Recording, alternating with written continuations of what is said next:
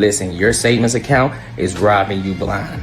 But don't worry, I found out a way how to make my money work for me in my sleep, and I can help you do the exact same thing. Now, this isn't no get rich quick scheme. This isn't no pyramid scheme. This isn't something just trust me situation. This is legit, and this is something that your every average day person can implement in their lives, and they can really get to a bag. This isn't a short-term play. It's a long-term play. There's a promo going on right now, so you definitely want to jump on it before the price goes up because this is too valuable. The link is in the description, and hey, let's get our money up. Let's get back to the video.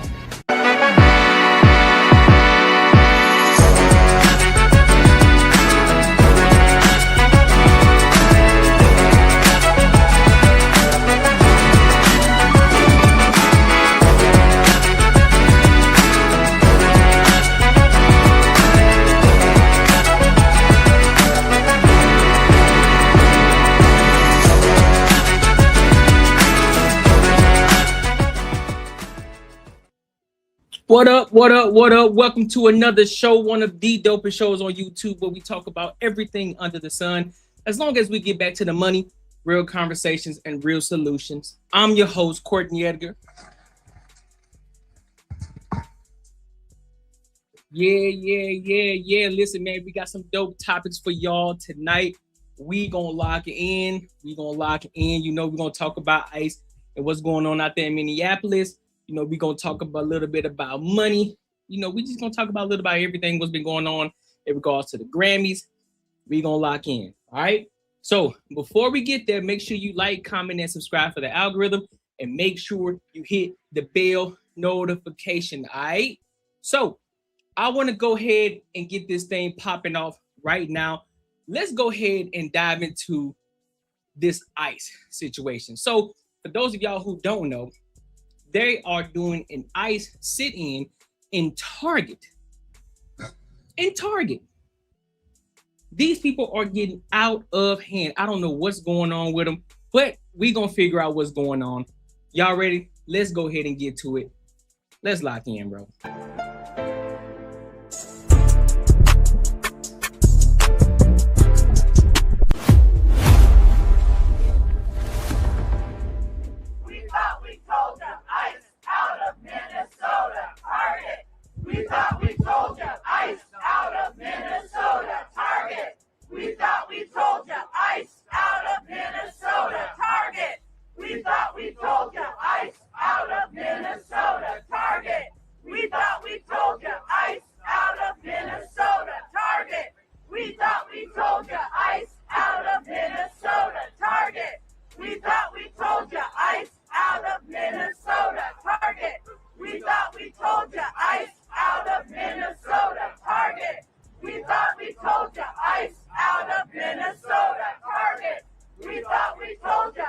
Is that a grandma with purple hair? Is that a grandma with purple hair? Look at the demographic of people that's out there. Look at the demographic.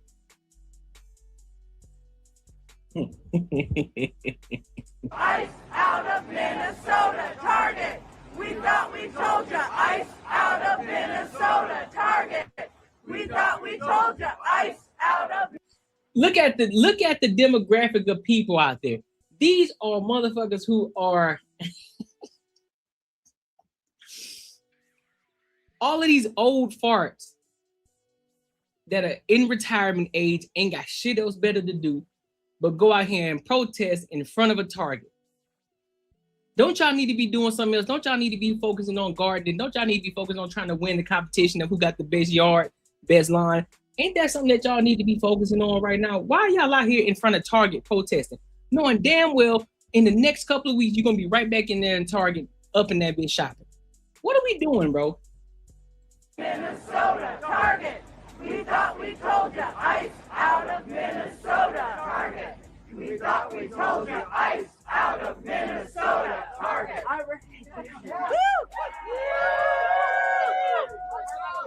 Good morning, everyone. My name is Veronica Mendez-Moore, and I'm with the ICE Out Now Minnesota Coalition. And we're here today outside of Target headquarters on the first day of the new CEO, Michael Fidelki, to welcome him into his new role and ask him to join us in calling for ICE to leave our state. We want them to end the violence that cost Alex Preddy and Renee Good their lives and has torn apart thousands of families. Target is at a crossroads today. They can continue to ignore the thousands and thousands of voices locally and across the country who are calling on them to be a good corporate citizen and to stand up for our families and our communities, or they can listen to us, they can stand with us, and they can demand that ICE leave Minnesota now. This weekend, at over 36 Target stores in Minnesota, as well as across the country, thousands of people went into their stores to raise their voices and call for Target to demand that they stand with us. Our demands have been clear. Publicly call for an immediate end to the ICE surge into Minnesota and for ICE and Border Patrol to leave the state. Right. 2, that Target exercise their Fourth Amendment rights and publicly post signage denying entrance to immigration agents who do not have a signed judicial warrant as required by law. And that they train staff well on how to respond when immigration agents arrive at stores.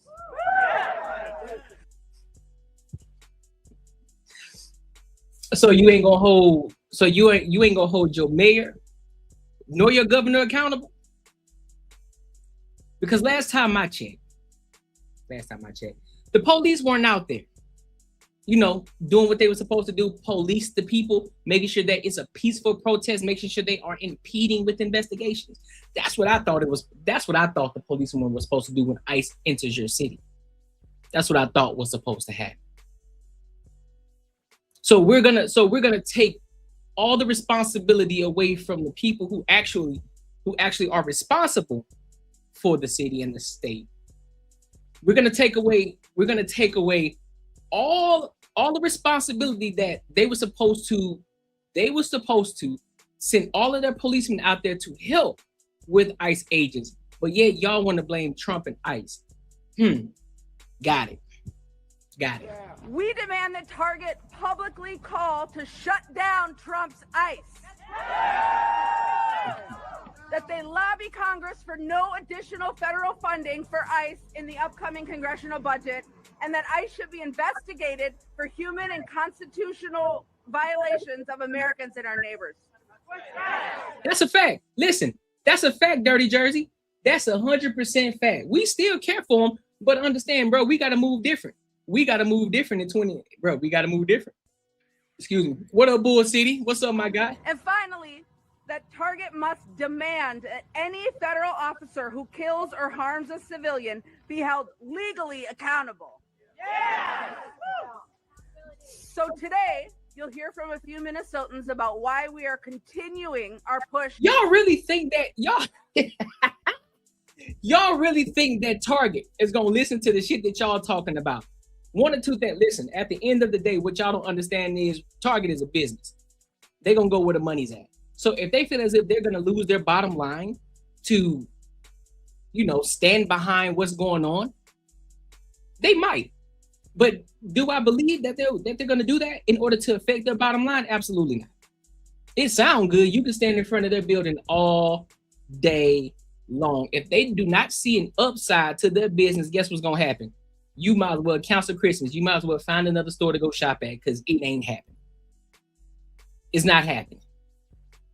No, I don't give a damn how much you protest. You can protest as much as you want. If you ain't got no money to make no shit move, you might as well cancel Christmas. 110%.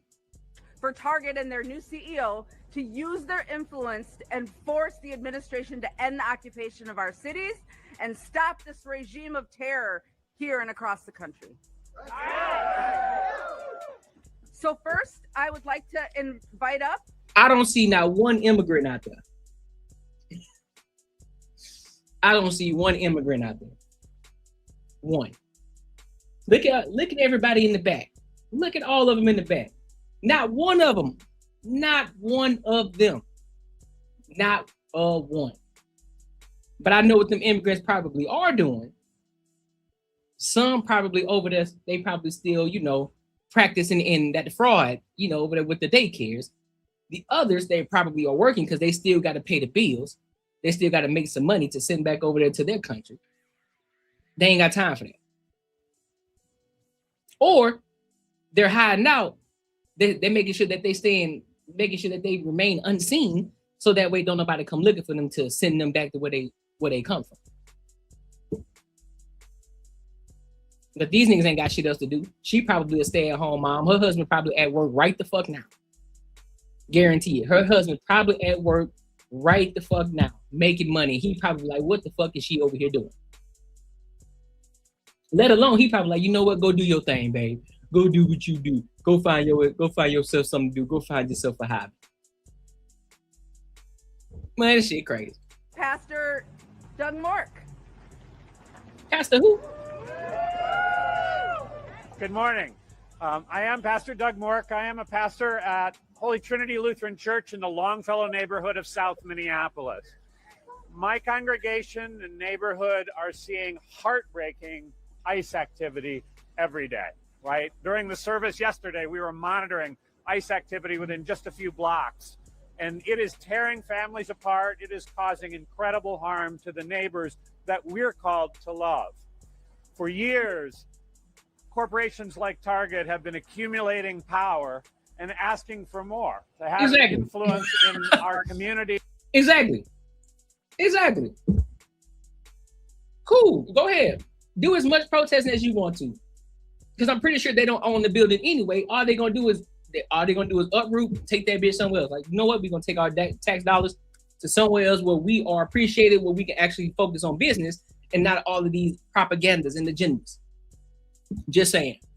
And in our country, we are asking them to show the same level of courage that neighbors are showing every day, who are answering this call to love neighbor and are stepping into the mix. We're now asking Target to do the same, to be courageous, to follow the call to love neighbor, to lead as a Minnesota homegrown company, and to speak out against the things that are happening, to protect their workers in stores, to speak out and use their voice to turn this administration and get ICE out of Minnesota.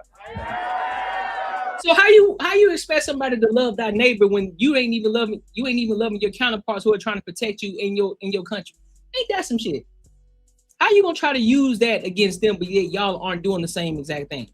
You aren't saying, listen, why aren't you, as the pastor, since you read the Bible, you're supposed to know the Bible from beginning to end, through and through, right?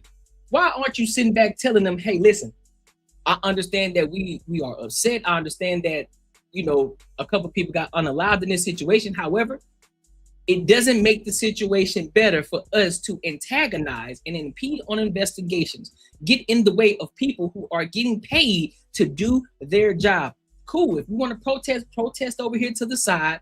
If you want to be agitators, make sure you stay out of the way, stay out of the path of these federal agents so they can do what the hell they're supposed to be doing right now and what our tax dollars pay for. But y'all aren't doing that. Y'all out here protesting in front of a fucking store in Minneapolis in the goddamn freezing cold, which I'm pretty sure is probably in single digits right now. Boy.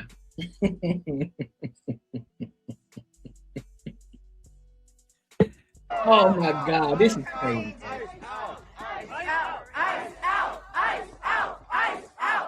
I'm pretty sure a lot of that.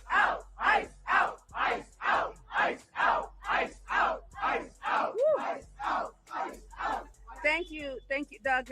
Next, we're gonna invite up Heather. That's exactly what they're protesting Heather for. Hecker. I'm with Unidos, Minnesota. I'm a Minneapolis resident. Oh, we know she's a I'm liberal. an assistant at a local hospital.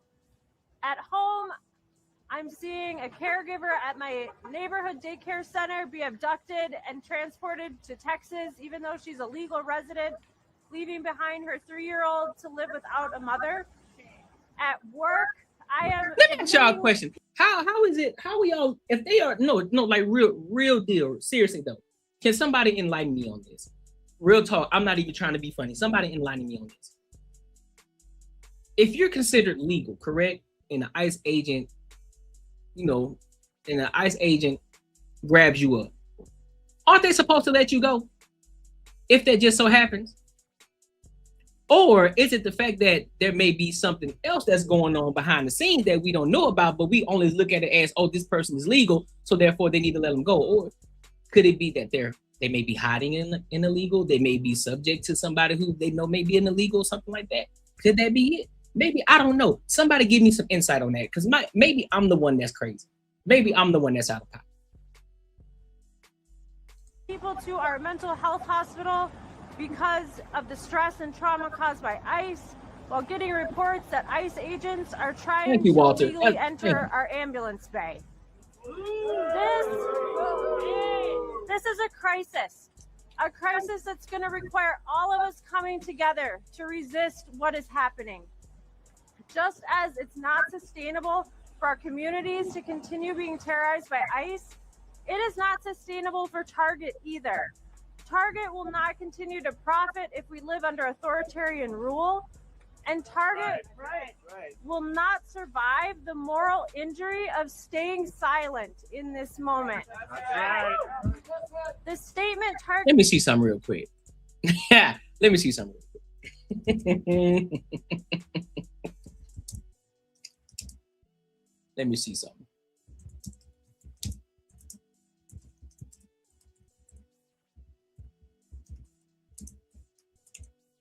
Let's see. As of today, California is the most profitable state for Target. California is the most profitable state, most profitable state.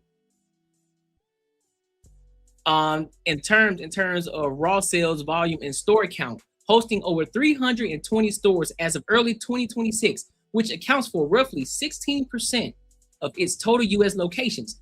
California also leads in foot traffic, followed by Florida and Illinois, indicating the highest revenue generating market. So, do you really think that what Minnesota is doing, because who the fuck wants to just uproot and go to Minnesota in the first fucking place? I've never heard nobody say, you know what, man, I'm gonna leave here, I'm gonna move to Minnesota. 9 times out of 10, you probably were born there, or you may have taken a job there that probably paid you a significant amount of money that would have enticed you to move that way. Other than that, I have seen nobody who wanted to move to Minnesota. Yeah, California is $2 billion in debt, that's for sure. But what I looked up is, what state is Target most profitable in? That's what I looked up. I looked at what state is Target most profitable in, because she stated that they're going to lose profits in Minnesota. So you really think that's going to hurt if they had to uproot and go somewhere else? No. I don't think there's a lot of foot traffic that comes through Minnesota anyway, compared to Illinois, California, and Florida. No. Get released on January 25th with 60 other Minnesota companies was far from enough. Regular Minnesotans are being brave. They're standing on corners at 6 a.m. to keep children and mothers from being abducted. They're boarding up each other's front doors after ICE knocks them in with battering rams, and they're using their voices to speak up. We are asking you, Michael Fidelki, to be brave with us, to stand up and say that what ICE is doing is not right. Until now, Target has been silent. We are asking Target to demand an end of the terror that ICE is wreaking on Minnesota. As you know, Michael, Target relies on immigrants, from the workers in your stores to the drivers who deliver groceries to the people who grow and process the food that you sell. We're asking you to speak out against the violent abductions of those workers. Our neighbors, our fellow workers, our family members, they deserve dignity. They deserve work permits and a pathway to citizenship. We are standing in solidarity with Target workers who have been asking you to protect their Fourth Amendment rights and keep ICE out of your stores and parking lots. We are asking you to listen to your workers who are just wanting you to. That's what I'm protect their saying. That's what I'm constitutional saying. Motivation. Did she mute herself? She muted herself. What the hell? Girl, can't nobody hear you? Michael Fidel. She just straight muted herself. We ask that you speak up. Our communities are Michael said, suffering. "Nah, I'm good." 2 people are dead and thousands of families have been torn apart and harmed by ICE. 2 people In are the dead face because of what? this pain and danger, everyday Minnesota. 2 individuals are unalive. Why? They don't want to have that conversation. Why are they unalive? Why? They weren't just walking down the street and all of a sudden the ICE agent pulled up on them. No. None of that. From the last time I checked, that ain't what it looked like in the video in either one. But they don't want to have that conversation though. They just trying to find an angle and they gonna continue to keep pushing that shit. Minnesotans have stood up and taken care of each other. But one of the biggest companies in our state has refused to stand with us. Your mayor We've and seen governor. that Target has allowed ICE to stage operations in its parking lots. We all saw the video when Customs and Border Patrol assaulted and kidnapped 2 U.S. citizens. We've seen the harm that's been caused by this surge to local businesses. And throughout all of this, Target has said next to nothing. We need to be clear that what is happening in Minnesota wouldn't be possible without the complicity or the enablement of Trump's corporate backers. To end this siege, we need companies like Target to use their influence to force the administration to end the occupation of Minnesota and shut down ICE. It is frustrating. What's good, y'all? So after doing a little research, I found out that 90% of the people that do watch my content, they aren't subscribers. Look, do me a huge favor, and it doesn't cost you anything.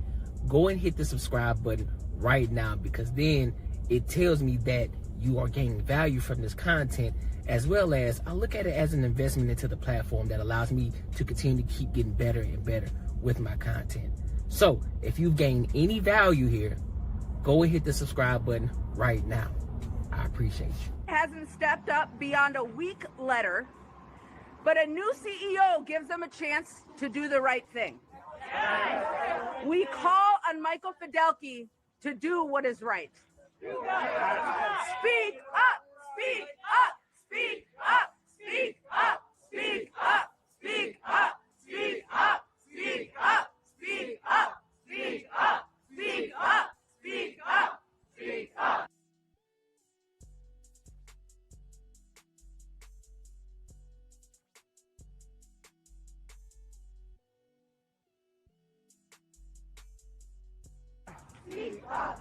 Thank you. And now we will invite if there are any questions from the press to ask those questions now. What was your name again? Veronica Mendez Moore From where? from the Ice Out Now Minnesota Coalition. Thank you. I do have a question for the pastor. What is your church and your position on the people?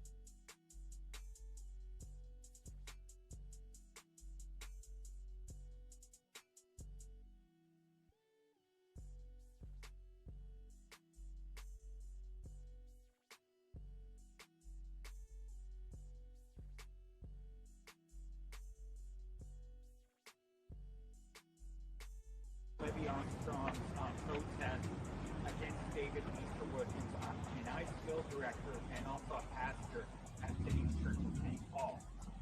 Do you think that protest is justified? You know, I'm focused right now on what my congregation is focused on, which is care for the neighborhood, responding to the damage ICE is doing. People are acting in a whole variety of ways, and I'm glad people are trying to get ICE out of Minnesota and speaking up. We're here at Target to call on Michael Fidelki to use his voice to speak against Target. That's what my congregation is looking for, and we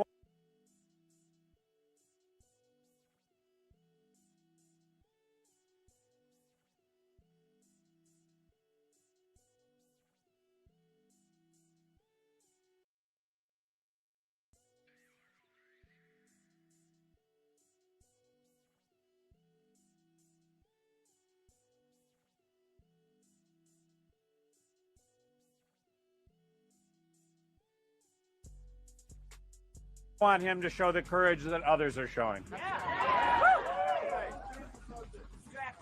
Oh damn, my bad. I was muted. I was over here cooking. I said, ain't he supposed to be in the streets? I mean, ain't he supposed to be in the church preaching the word of God? Why he out here in the streets? He's supposed to be getting people off the goddamn streets and bringing them into the congregation to teach them of the word of God in order to change their ways, because they've been real sinful. They got that monkey on their back. But instead, he out here in the streets protesting, talking about get ICE out of Minnesota, get ICE out of Minnesota. Nigga, how about you get a lot of these degenerates off the street? How about you help do that? Go preach the word of God. If you're gonna be on the streets, go preach to some people. Go stand on the corner like them, what you call them dudes who be in purple and gold, be standing on the corner trying to preach? Who that is? I forgot what you call them. Why you ain't out there handing out lunches and shit to other people to the needy, to those who need? Why you ain't out there doing that? Why you ain't out there collecting funds to help get these motherfuckers off the street? Why you ain't doing that? But you out here protesting because you ain't got nothing else better to do. All right. Yeah, it must be a PR opportunity. Look at him. Any other Look at him. Listen, take a step. Just for a moment before we go on to the next topic. That's still regarding Target. Look at the people. Look at the demographic of people that just standing there. Look at them. Look at them. I ain't gonna say nothing. I'm just gonna tell y'all to look at them. I'm pausing the video just so y'all can take a really good look at these people. I don't see not one immigrant there. Not one. I don't see not one immigrant standing over there, holding up a sign at all. I don't even see a black person over there holding up a sign. I don't even see besides her, I only see, besides this one individual in this maroon jacket, besides her, I don't see one other brown person.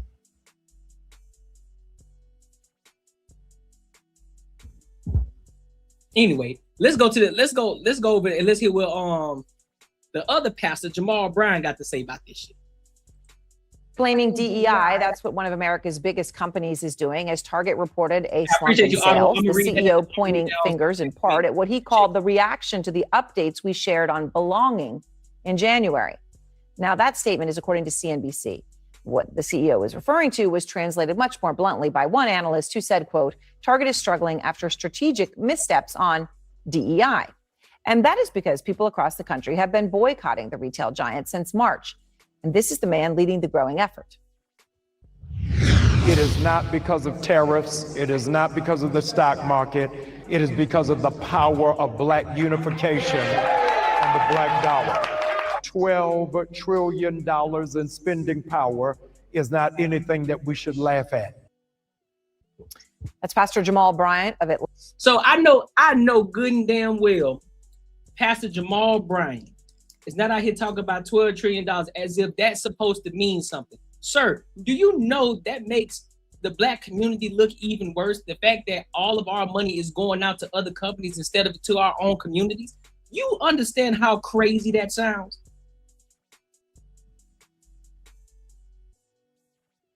Do you understand how crazy that sounds? 12 trillion in purchasing power. Matter of fact, let me look some up.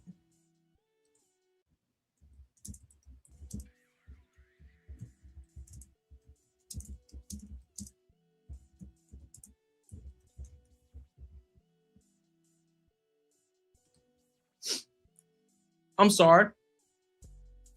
Since 2024 to 2025, $1.7 trillion annually.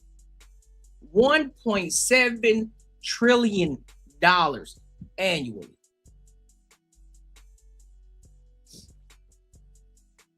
That means that was a significant, so current spending power, black consumer spending is estimated to be around 1.7 trillion in 2024 to 2025, a significant increase from $910 billion since 2019. That is crazy. but y'all supposed to be broke out here, right? Y'all broke out here. So what that tells me, and correct me if I'm wrong, what that tells me is that we spending our money on a lot of bullshit instead of putting money back into the community to help the Black community grow. Since y'all like to talk about pouring back into the Black community, listen, y'all got $1.7 million of annual spending power, $1.7 trillion.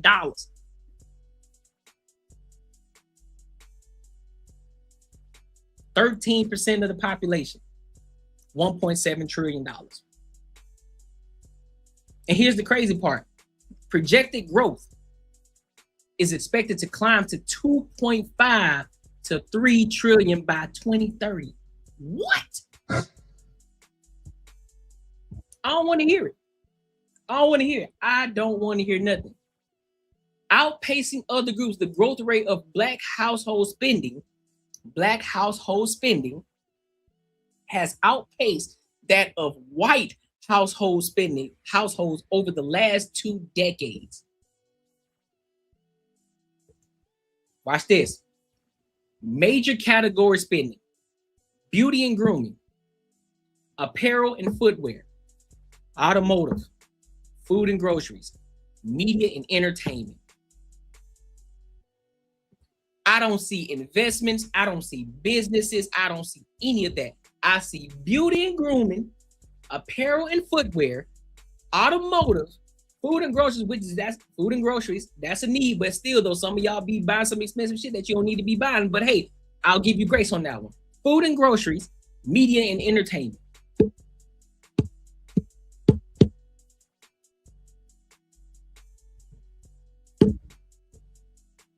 You think I'm lying? All right, watch this. Think I'm just talking off the side of my neck? Look at that. That is crazy. Atlanta, and he joins me now. And Pastor Brian, I'm glad to have you back. When we first spoke, it was when you were in the very early days of this, and now here we are, the Target CEO saying he's not satisfied with the. Ooh, hold up, that's a good one. You said that's called what? Let me look that up. What is this called? Let me see. You said conspicuous. Let me see. Conspicuous consumption. Conspicuous consumption. Y'all like that, huh? Some of y'all who don't know how to read, you gotta learn how to you gotta learn how to properly say your words, man.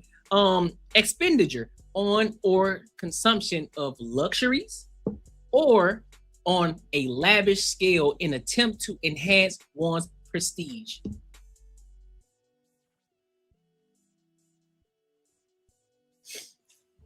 There you go. So I'm gonna read it to you again.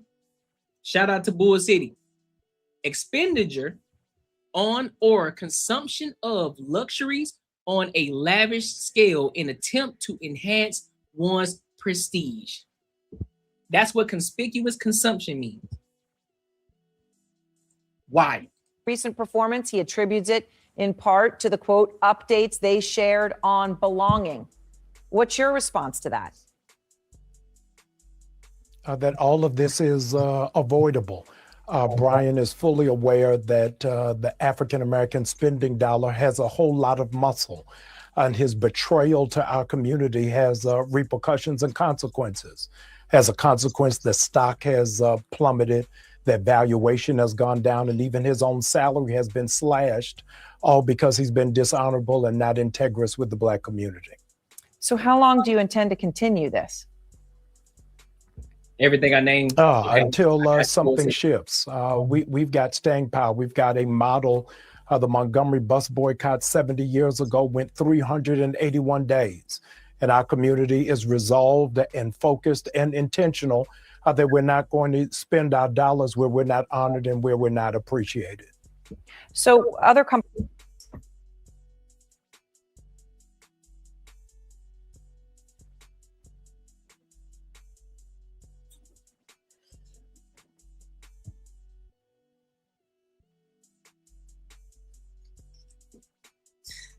This is the same man who was just out here trying to explain himself why his wife was wearing a certain looking dress.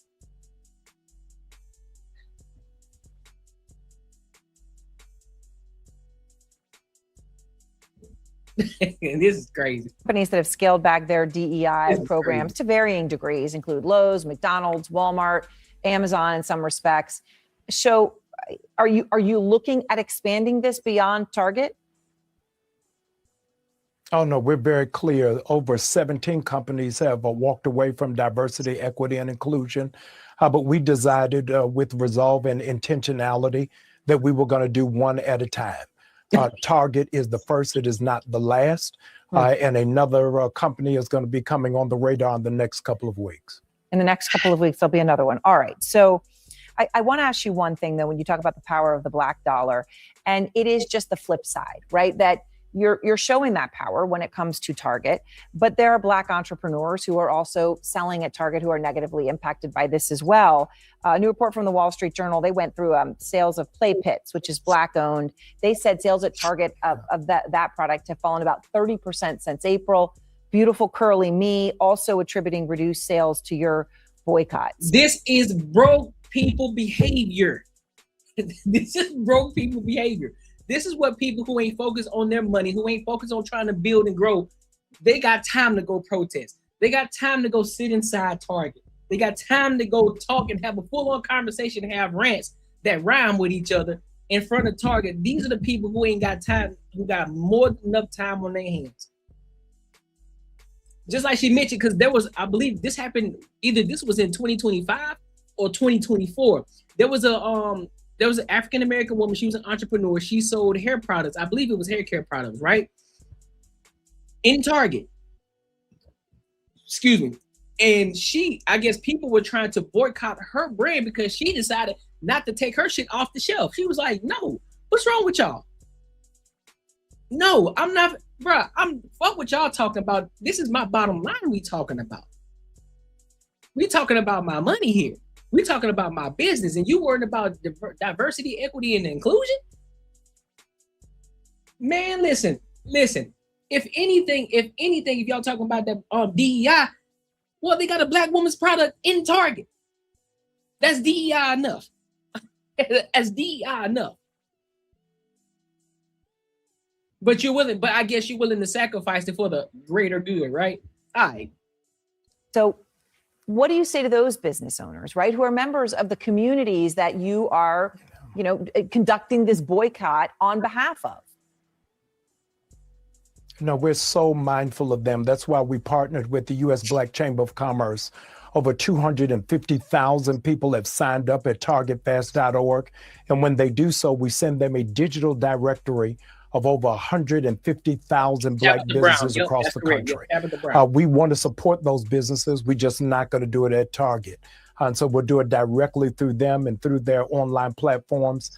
Additionally, over Resurrection Weekend, 5 mega churches transformed their space into mega malls, a bullseye Black markets. So 100 vendors would go into those respective cities and support. We want to see them thrive, and we want to see them soar, and we're going to put our muscle and our money behind them. All right. Well, Pastor Brian, I appreciate your time, and thank you very much. Man, this shit here crazy as hell, dog. I don't understand it, bro. I don't understand it, bro. Make sure you like, comment, and subscribe for the algorithm, and make sure you hit the bell notification, man.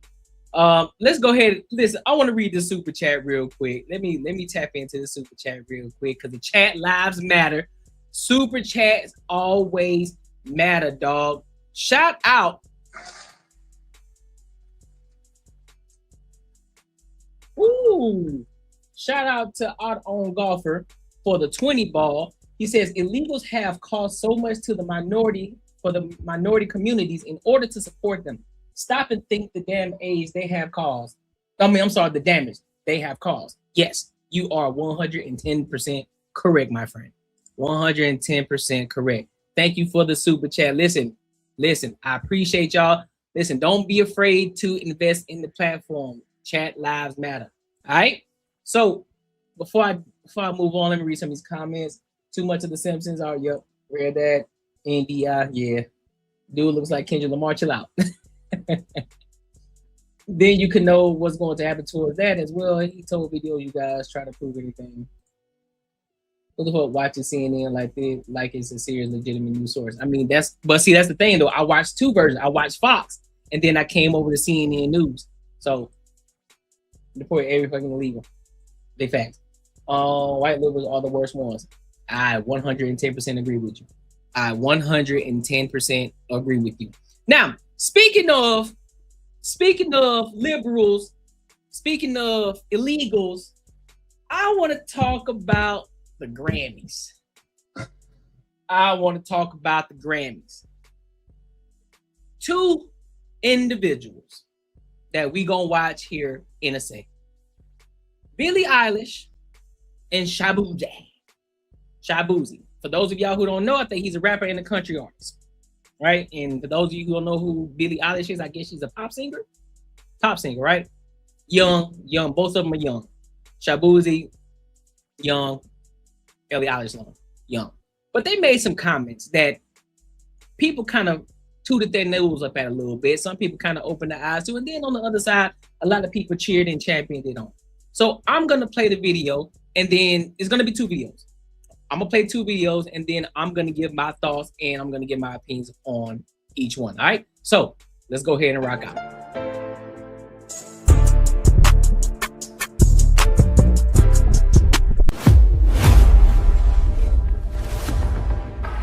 Thank you so much. I can't believe this. Everyone else in this category are so amazing. I love you so much. I feel so honored every time I get to be in this room. And as grateful as I feel, I honestly don't feel like I need to say anything, but that no one is illegal on stolen land.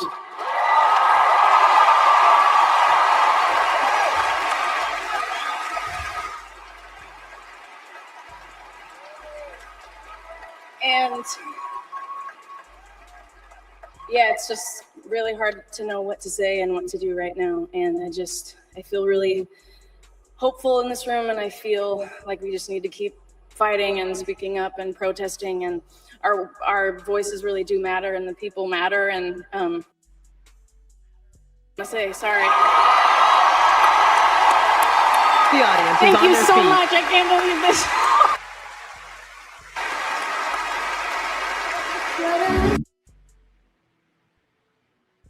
I'm gonna play it again.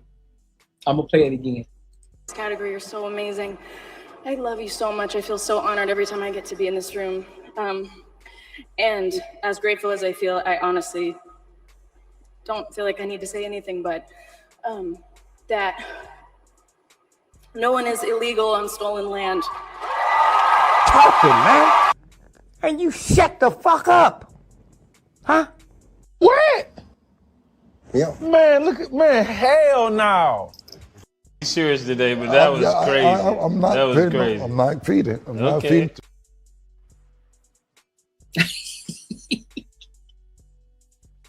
And look at all these people clapping though. Wasn't she just under fire with the American Eagle shit?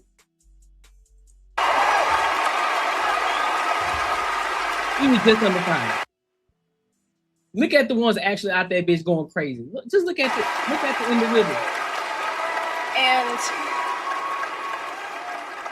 yeah, it's just really hard to know what to say and what to do right now. And I feel really hopeful in this room, and I feel like we just need to keep fighting and speaking up and protesting, and our voices really do matter, and the people matter. And I say sorry. The audience. Thank you so.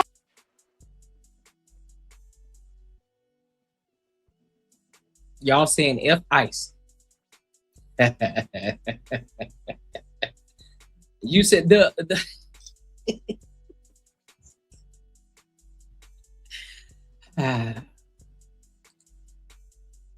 you're saying all of this, and you're benefiting off of American dollars. How about you take all of your riches, all of your millions and your mansions and everything that you got going on that people pay for, right? American tax dollars. How about you take all that and give it to the illegals then, since you're so protesty about it, since you're F ICE and all that? How about you do that? Why you won't go and do that? The last time I checked, you talking about. Hold on, let me. I want to make sure I get the phrase correct. And as grateful as I feel, I honestly don't feel like I need to say anything, but that no one is illegal on stolen land. No one is illegal on stolen land. You mean conquered, correct? I hope you mean conquered. Conquered. I would say conquered. I wouldn't say stolen. They conquered that motherfucker. It be what it is. So what you talking about? Nobody's illegal on stolen land. When you put parameters, correct? You put parameters in place, because this has been going on. When was the? Let me make sure I get my history correct.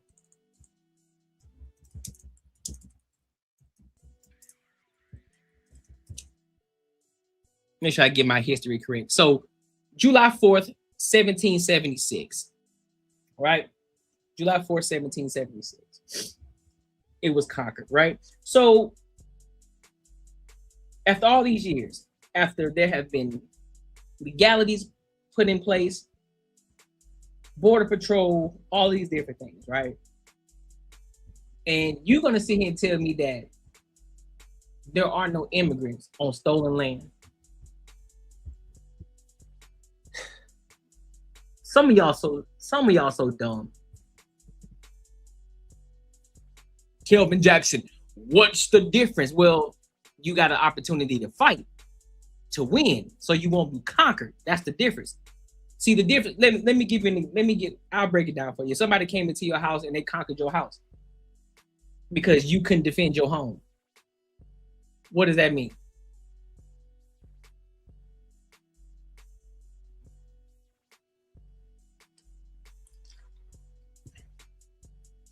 Y'all kill me with this support of ICE. Yes, I do support it. Why wouldn't you?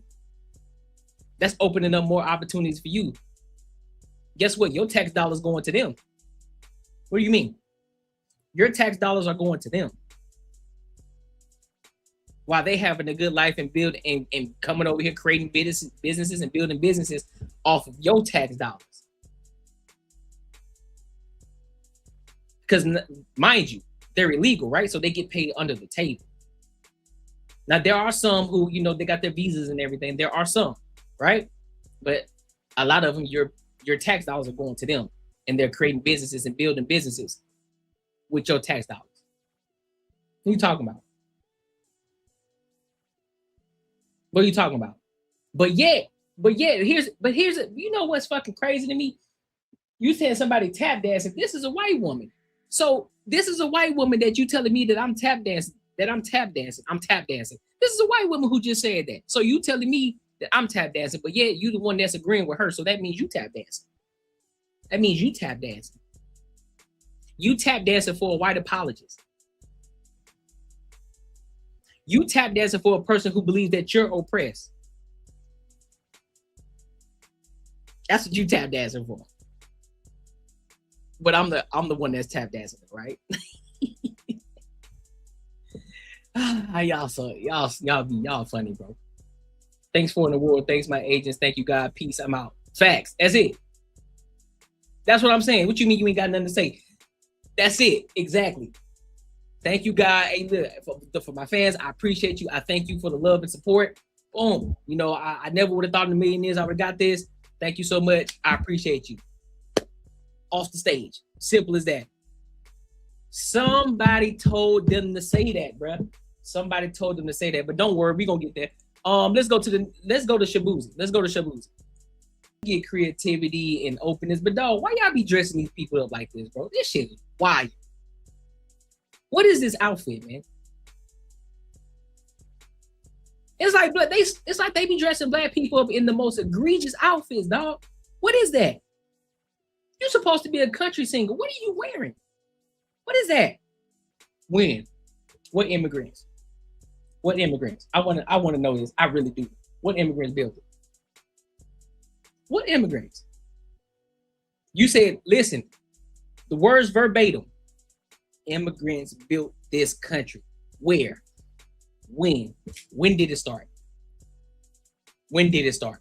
When did immigrants, the people who decided to say, you know what, I'm tired of living in this country, I'm just gonna walk across these waters into the United States of America? When? When?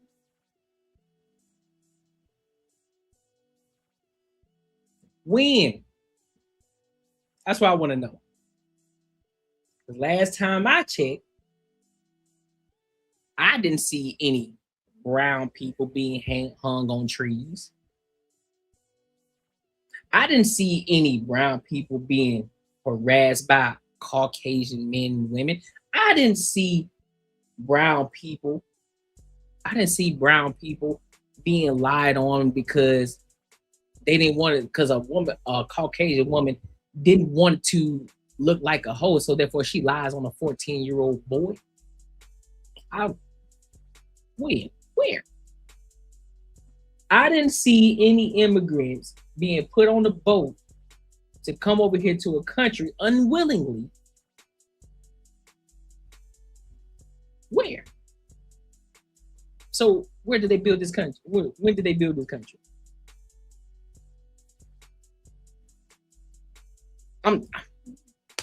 Help me to understand it. I'm trying to understand it. Help me. When did they build it? What's up, famo? What's good with you? What's good with you, Space? So when did they build it? I didn't see any immigrants being hung on any trees, being chased by Caucasians, being sprayed down with hoses. I didn't see any of that. I didn't see any of them not being told that they couldn't read. They had to pick cotton. I didn't see any immigrants do that. I saw slaves though. I read about slaves. I ain't hear nothing about no immigrants though, who came across the country, who decided to come across the waters, who snuck into the country. Where? I'll leave that up for y'all. I will leave that up for y'all. That's a discussion for y'all. You came to this country to find a better life. You came to this country to find a better life. Where they built it at?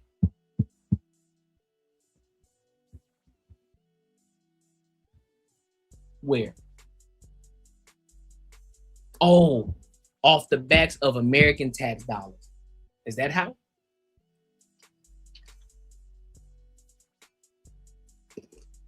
Or am I tripping?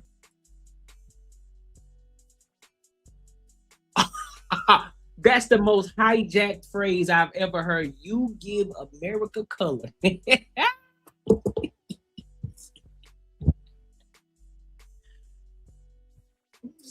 So I guess black people wasn't enough color, huh?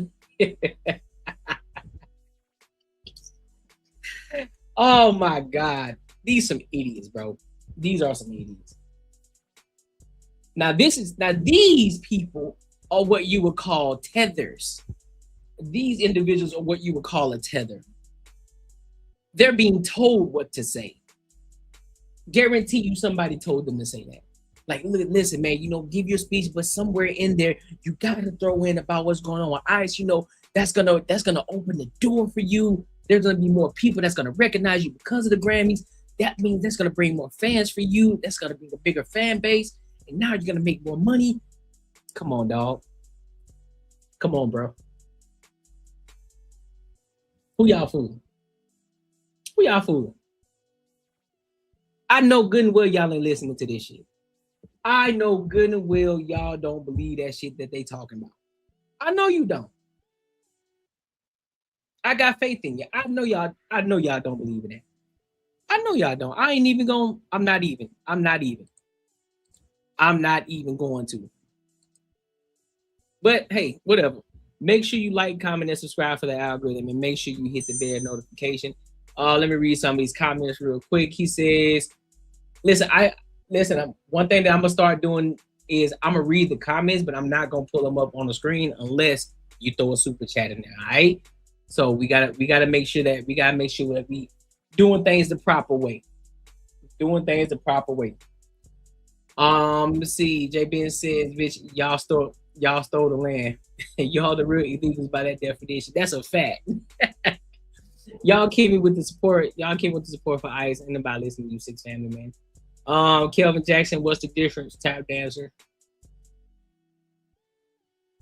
Lord Alcatraz. This is what Ricky was talking about. Lord Alcatraz again said, thanks for an award. Thanks for my agents. Thank you, God. Peace. I'm out. Yep, facts. Mel Gill. Funny how the Immigration and Neutralization Act is likely older than she is, and you nailed it. We conquer and purchase this land with blood and money. Look up the Treaty of Guadalupe. Yup, Guadalupe Hidalgo. Yup. That's a fact. All right, so look, let's go ahead and move over to this. Next topic. We talked about this yesterday on the Banter and Barter Show, but I wanted to address it on this show as well.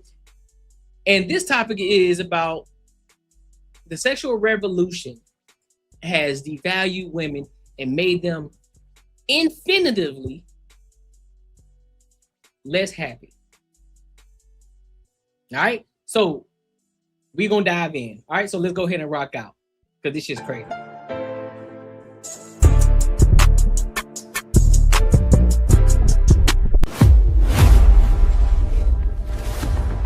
Women and made them infinitely less happy.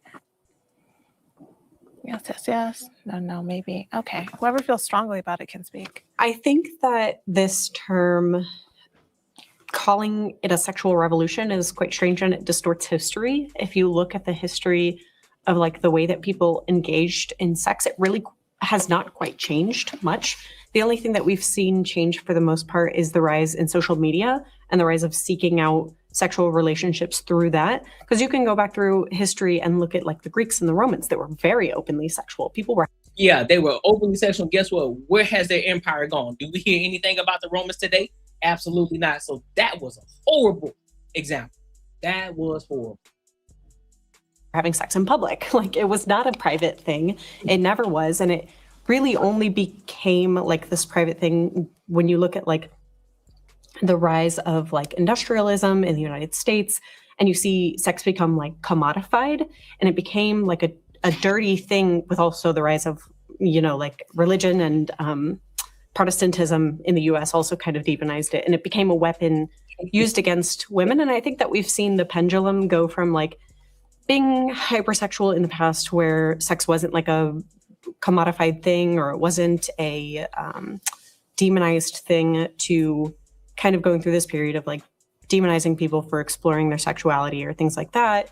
And now we've kind of come back out the other side where some people abuse it, some people don't. And I think that you have to have moderation. I've said this before, like as far as devaluing women, I think that the problem with devaluing women who are open about their sexuality or commodify their own sexuality and take control over it is a problem with patriarchy, and I think it's a problem with misogyny. I don't think it's a feminism problem. Well, I would say that what's good, y'all? So after doing a little research, I found out that 90% of the people that do watch my content, they aren't subscribers.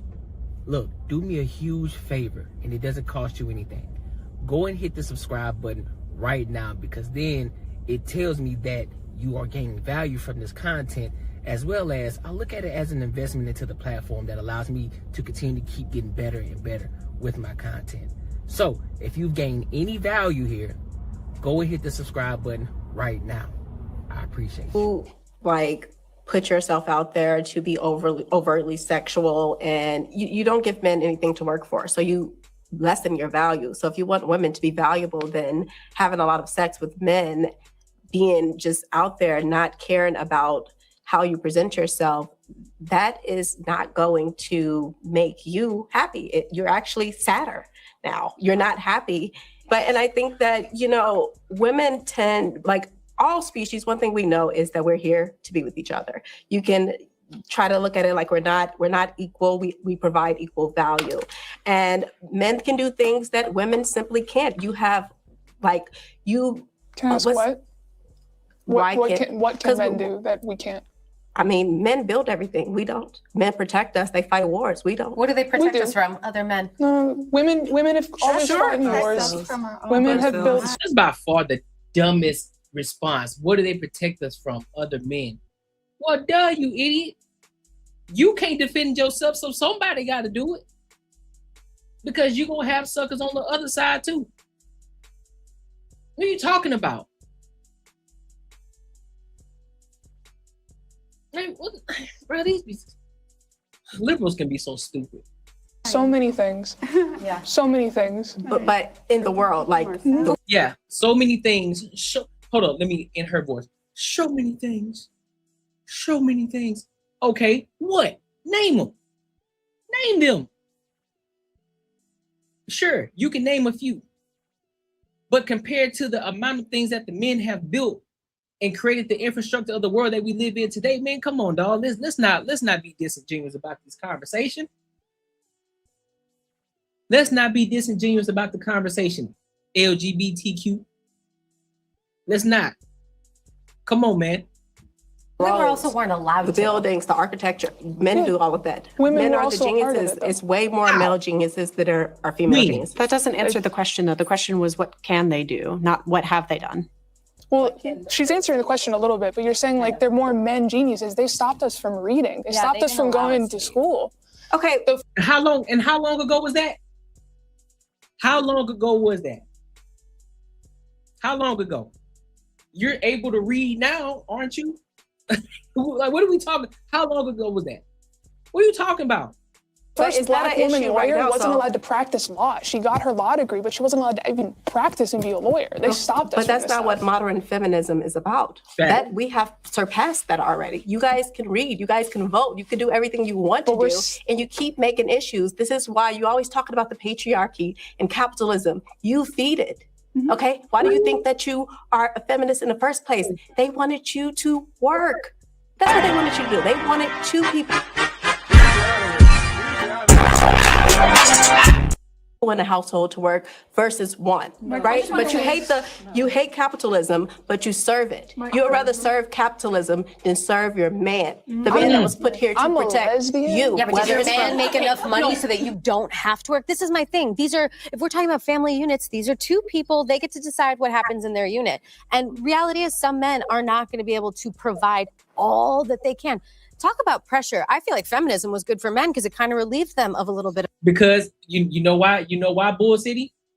And I know I ain't supposed to be pulling the comments up. I gotta start holding my word, but I think this is important. This is an important question. Why it looks like this is because it goes to show you that women, generally speaking, black women, they are on the side of conservatism. They are more conservative than what we believe. They are more conservative than what we believe, than what we actually see out here. There are a lot more conservative women than we think.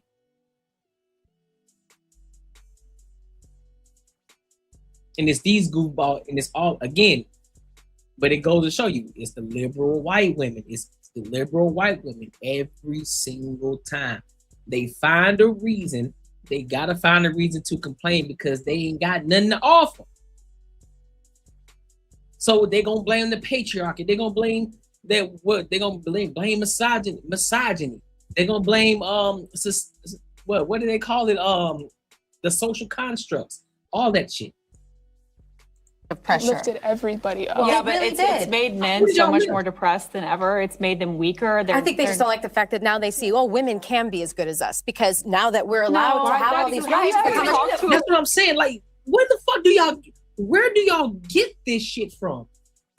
The men do not listen. Let me break this shit down for some of y'all goofy ass liberals.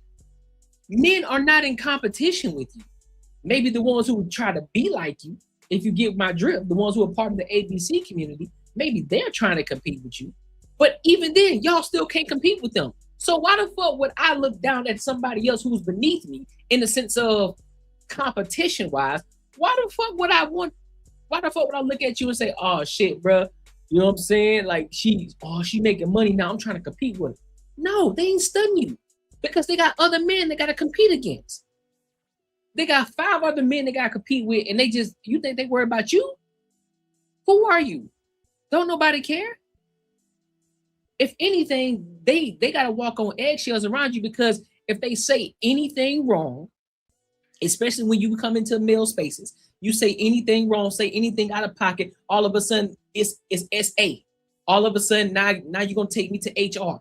We gotta watch what we say around you now. But even though you are the one that wants to get into men's spaces. What up, my guy Marcus? So what are we talking about here? What are we talking about? We're Why do you have to be as good as men? Why do in college is an indoctrination camp now. That's why men aren't going. Half of y'all are great. You go to college, then what? Then now you in more debt.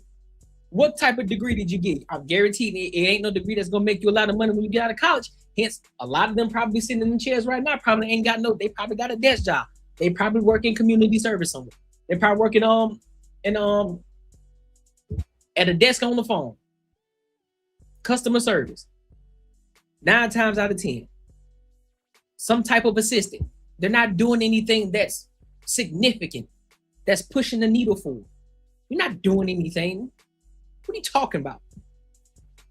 You have to be. Because we live in their world. And I'm saying because we live in this world with them where they are suppressing us, their bar is up here. If our bar gets lifted, so does theirs. How the fuck are they suppressing you though?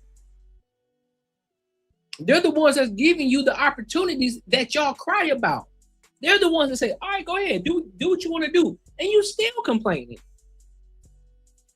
You got all the opportunity in the world now. But because we opened that door, guess what? The reason why now you got women talking about, well, I need a man that makes 6 figures a month. I need a man that makes 6 figures and this, that, and the third. I need more. This nigga give you everything. This nigga give you everything plus something, and you still want more. This just ain't enough. I'm just not happy. I'm just not fulfilled. What do you mean? I don't want to be a stay-at-home wife. I want to go out there and work because I'm my own woman. I'm an individual. What? Got it. You just want to be an individual. You don't want to be in a relationship. You don't want to be in a relationship. You don't have the mindset to be in a relationship because once you understand when you're in a relationship, it ain't about you no more, nigga. We become one. This ain't about individualism. This is not about that. All y'all doing is fucking up the communities now. That's all y'all doing. You ain't got shit else to do. You ain't got shit else to do but sit up here and complain. You ain't got shit else. You ain't offering. You're not offering nothing. You're not pushing society forward. You're not doing anything. You think everybody can be any gender. You think you can do whatever you want. You walk around here with pink fucking hair. You got piercings all on your lips. You got these fucking stupid ass tattoos on your arms. You got colored fucking hair. Pale as shit. Bro, what are we talking about? I know you can work and be in a relationship. I'm not saying that. But the point is, a lot of these women, they want to do it because they want to feel like an individual. They're not doing it for the relationship, for the betterment of the relationship. They're doing it because they want to feel empowered. I want to feel like a woman. Hear me roar. That's why. Not because, oh baby, let me get this job so that way we can help push ourselves, we can help push the needle forward and get to the financial place where we want to be. They're not doing it because they're doing it for themselves so they can get on TikTok, they can get on Instagram, or they can get on these fucking platforms and then talk about how they are empowered and how the white man has been holding them down and been oppressing them. They want to feel the oppression that black people were feeling years ago because black people aren't oppressed today. Let me go ahead and clear the air right now. Black people are not oppressed today, but they are trying to use that and they're trying to relate to black people when that ain't the fucking case. Shorty, you ain't oppressed at all. Because if you were oppressed, you would not have those piercings, you would not have those fucking tattoos, and you damn sure wouldn't be coloring your hair pink or purple. And you wouldn't be having this conversation right now if you were truly oppressed. That's a fact. Go try that shit over there in Israel and see what the fuck happens. Go try it over there in Israel and see what the fuck happens. These are first world problems. Just finding something to complain about. But let's continue. Our bar is lifted, so does theirs. Why do women need to be less than men? Yeah. Women are not less than men. They're different from men. We provide equal value, but we're different. You can't, there's no way that if you got a man that's your age your height, whatever. He's going and you race him. You're not going to beat him. More times than not, they're going to dust you, which lets you know that you are not equal to them. In what sport? Not in that way. You're not equal. They're stronger. Well, duh, you idiot. That's a point that I'm making, Rick. You idiot. If you understand what's going on, y'all gotta use your ears. Open your ears. Take your emotion out of it, big dog. Take your emotions out of it. Take your emotions out of it. I use that as an example. If the United States was Israel, guess what? We wouldn't be talking about this right now.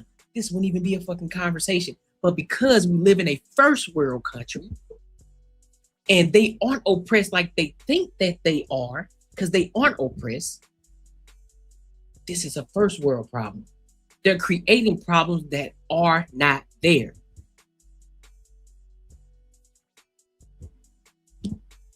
Because they ain't got shit else better to do.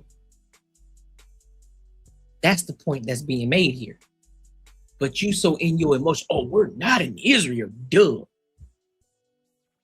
They have more logic. You're more emotional. It's just to speak to the emotions. If I could maybe chime in here, right? The idea that like men. And hold on, I'm sorry. I'm gonna let it play. Have y'all noticed this? Anytime that shorty on the right, the conservative woman, because she cooking, by the way, every time that she gets to talking, they try to interject and interrupt her. But on the left side, they get to get their whole shit off. Not one of those women interrupted them, but for some reason, they got to interject. They got to interrupt them and not let them get their entire thoughts off. Interesting to me. And no, I'm not using the race thing, but I'm just saying how the difference between somebody who's arguing, somebody who's debating in logic versus somebody who's debating in emotion. A person who's debating in emotion, typically speaking, unless you're just a really good debater and you understand tactics and different things like that, but this is not the case. This is someone who is very emotional. When they say something triggering, they got to snap at it and they got to respond quick instead of just sitting there taking it and listening and then responding after they're done and they land their plane. Now watch. Are less emotional than women. It's like, well, what's the number one cause of crime? Do you guys know like the actual preceding factors? Poverty. It's actually impulsivity, right? ADHD is one of the largest things that is in prison, right? ADHD, impulsivity, right? And drinking, right? Men are highly addictive. They're suiciding at a higher rate than women are. The idea that men aren't emotional is again the type of prescriptive perpetuation that is bad for men. And emotion. And you see, I'm sorry, but you see how she just lied? The biggest component is poverty. That's the biggest component when it comes to men going to jail. It's poverty. It's the biggest component. But also other contributing factors are social environment, which means weak family structures, lack of community support, social exclusion, discrimination, like racism, so to speak, and poor neighborhood resources increase risk. That's number 2. Number 3, individual and psychological factors, substance abuse, drugs, alcohol, mental health issues, impulsivity, and personal choices driven by greed, anger, and revenge play significant roles. So what she just named is one factor of everything. She dismissed poverty and everything. She didn't say, yep, that's right. She didn't even say poverty. That's how you know she's disingenuous in this fucking conversation. Systematic issues, right? That's number 4. Ineffective law enforcement, biased judicial systems, and lack of investment in social services can exacerbate. But what the fuck did I just say? Exacerbate crime. And the 5th one, opportunity. Some theories suggest the opportunity to commit crime is a key factor, with individuals choosing to exploit situations for personal gain, whether planned or impulsive. You said you go to the other chat to stir shit up? Do it. Kip Chalmers, he said, you're wrong. A man and a woman can do the exact same job and the man will be paid. Nope, you're wrong. No, you are wrong. You are wrong, Kip. No, they cannot. Because the main reason why a lot of women get paid less because a lot of women don't know how to negotiate their goddamn salary. Also, a lot of women like to take off more than men do. What are you talking about? That's dumb. Think about it before you say something. If more women Think about this. Think about this logic for a second. If women were getting paid less, right? And this is supposed to be a capitalistic country, right? If women getting paid less, don't you think they would hire way more women than they did men? Hence the reason why y'all say that, oh, keep the immigrants here, right? Because they're cheap labor, right? That would make sense, correct? So that logic is invalid. What are you talking about?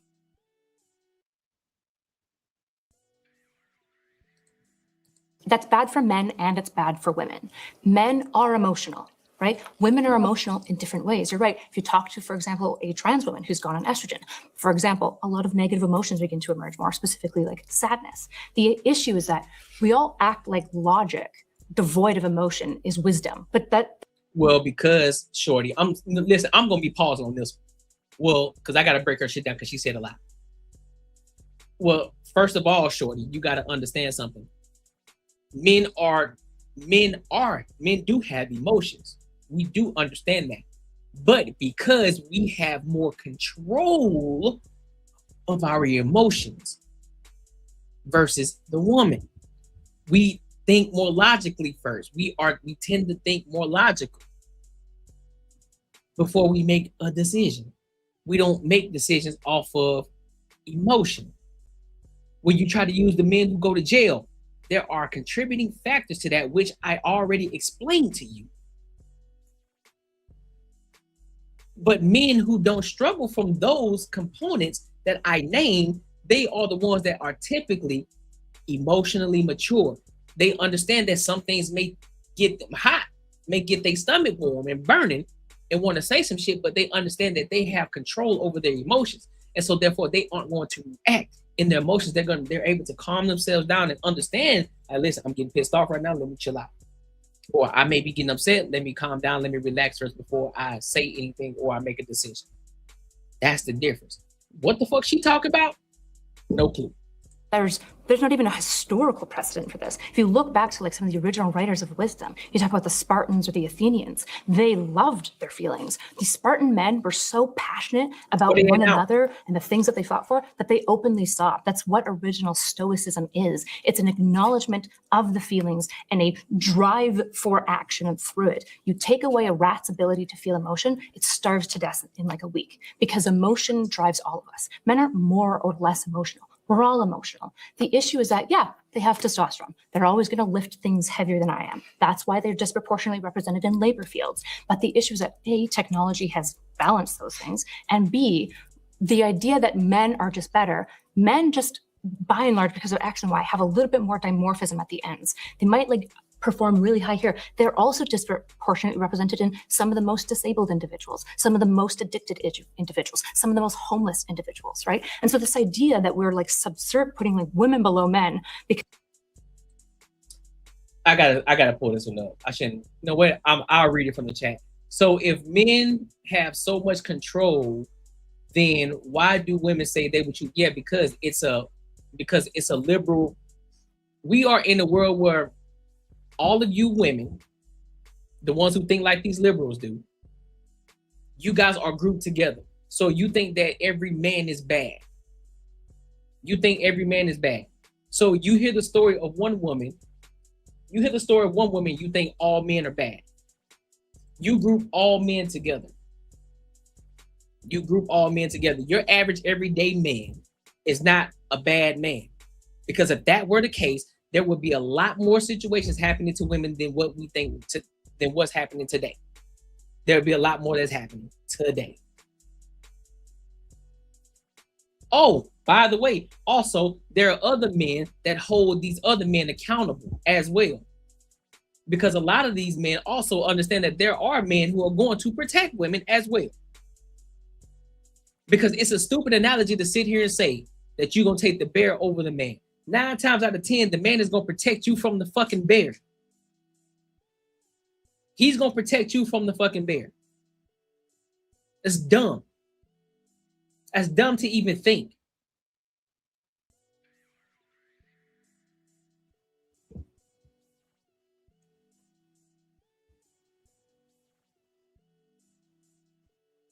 That's crazy as hell. Every man is different, but every man is different. But when you think about it from a broad spectrum, the way that y'all think about, the way that y'all put this whole, I'll choose the bear over the man, you probably had a traumatic experience by one man, and so they think all men are that way. Again, or they heard it from somebody else. But that's not the case. It's an agenda. It's an agenda to try to emasculate the man. It's an agenda. Why do you think a lot of these women always talking about misogyny, the patriarchy, misogyny? But this is the very patriarchy. This is the very patriarchy that's protecting y'all goofy asses to let y'all sit out here and talk this shit that y'all are talking today. And that y'all are benefiting from. It's crazy to me. I don't understand that. Y'all just got to find a reason to complain because y'all ain't got shit else better to do because we in a first world country. That's why. It's dumb. Because like we tend to be kind of, I would argue, more balanced creatures. I think it's disserving both of us. I don't think that's but what we're not said. putting it. That's We're not not putting women under men. Yeah. We always, like I was talking about this earlier, we're always constantly like obsessing over this hierarchy on. I hear it from feminists a lot where it's like, oh, well, men aren't better. Like, you know, women are under, like the book, The Second Sex. Like this hasn't come from women who were happy being mothers and anti-feminist, anti-suffragettes. They're not saying that. It's always the feminists that are saying this. So I'm just like, why are y'all so obsessed with trying to be men? Like, why can't you just be good women and enjoy the roles that we're supposed to play, which is a mother, because a man can't fill the mother role. That's why. So I just don't understand what the problem is and why. You look at statistics, single fathers do a better job than single women. I mean, so if you want to have that, if you want to have that conversation, you can have that too. You can have that conversation too. If they decide, if you look at statistics, if you look at the data, men tend to do better outcomes with their children than single mothers. Just saying. You guys are trying to be men. Wait, is that the only role? We're not trying to be men. Wait, no, is that the only role we play though, as mom? That's it? No, I just threw a role, like, you know what I mean? I just threw a role out there that man cannot fill. I think I'm the most masculine one here. I'm not trying to be a man. I'm just more questioning like what is being a woman? Like what is that gonna look like for me? And it's not that I think that I'm better than men. It's just like even just saying like men are more logical. It's like I think men have been taught that their emotions are logic. Then it's not that they're more logical. They're not better decision makers. They're not the ones running our households. It's women that are running the households, you know? I would that's why households You see households that are the women. So this is where the problem lies. This is how a lot of these women actually think.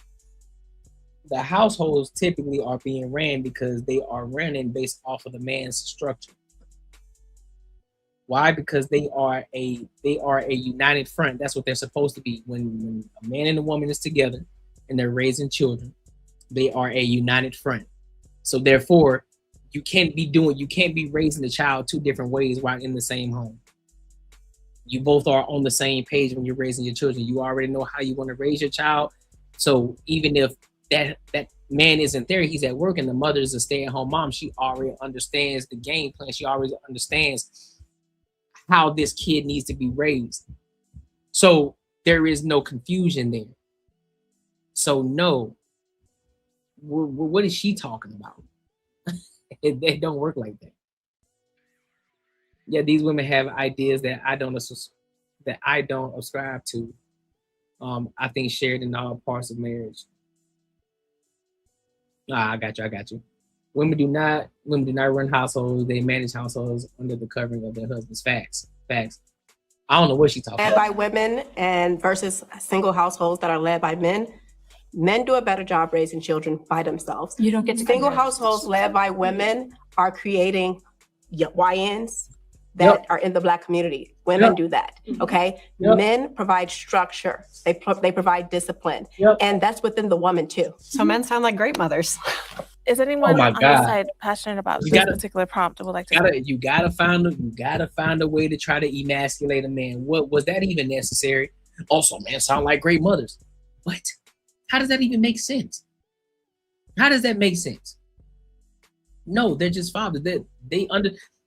It just shows you the importance of structure. It shows you the importance of the man. It shows you the importance of when you're raising a child, you need a man in the household. Statistics show when you don't have a man in the household, the likelihood of your kid ending up in jail, all of the things that were named here, right? Economic factors, social environment, individual psychology, psychological factors, system issues, opportunity. A lot of these things can contribute to a single mother household. Because you remember we already talked about what I think it was Kip that mentioned it, how women get paid less, right? Because they don't know how to negotiate for a higher price. And a lot of the times they take off a lot too. So they don't make as much money on paper. But technically speaking, they definitely do get paid about the same, if not a little bit more than men. So a lot of those things take factor. And men tend to have, guess what? More structure. What are we talking about? Oh, I already showed it. I can show it to you right now.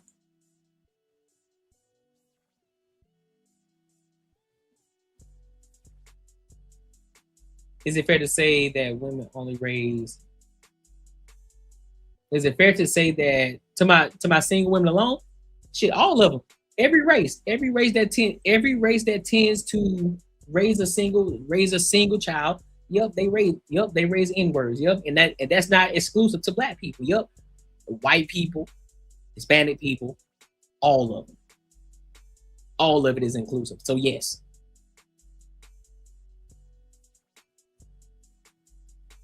Speak on it. I did. I wanted to say something with respect to the lesbian because I can't identify, but I think the flaw with feminism is the expectation that we are supposed to be the same at all.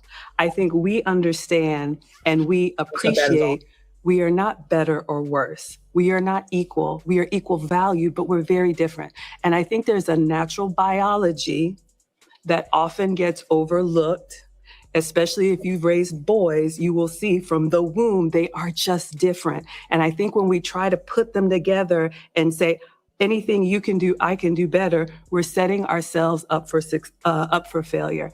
And you made a comment earlier about women are better in every way than men. And the question that I would have is, I'm sorry, you said something about... I didn't say anything close to that. I agree with you that I think the sexist, honestly, the men versus women sex thing, I think it's silly. I think these traits, human traits are human traits. Some were nurtured more in this person, some were nurtured. Like my dad being a stay-at-home dad, he was much better mother than my mother was. I am so sorry, Mom, if you see this. But he just was. He was a better mom than she was. And sometimes that's the case.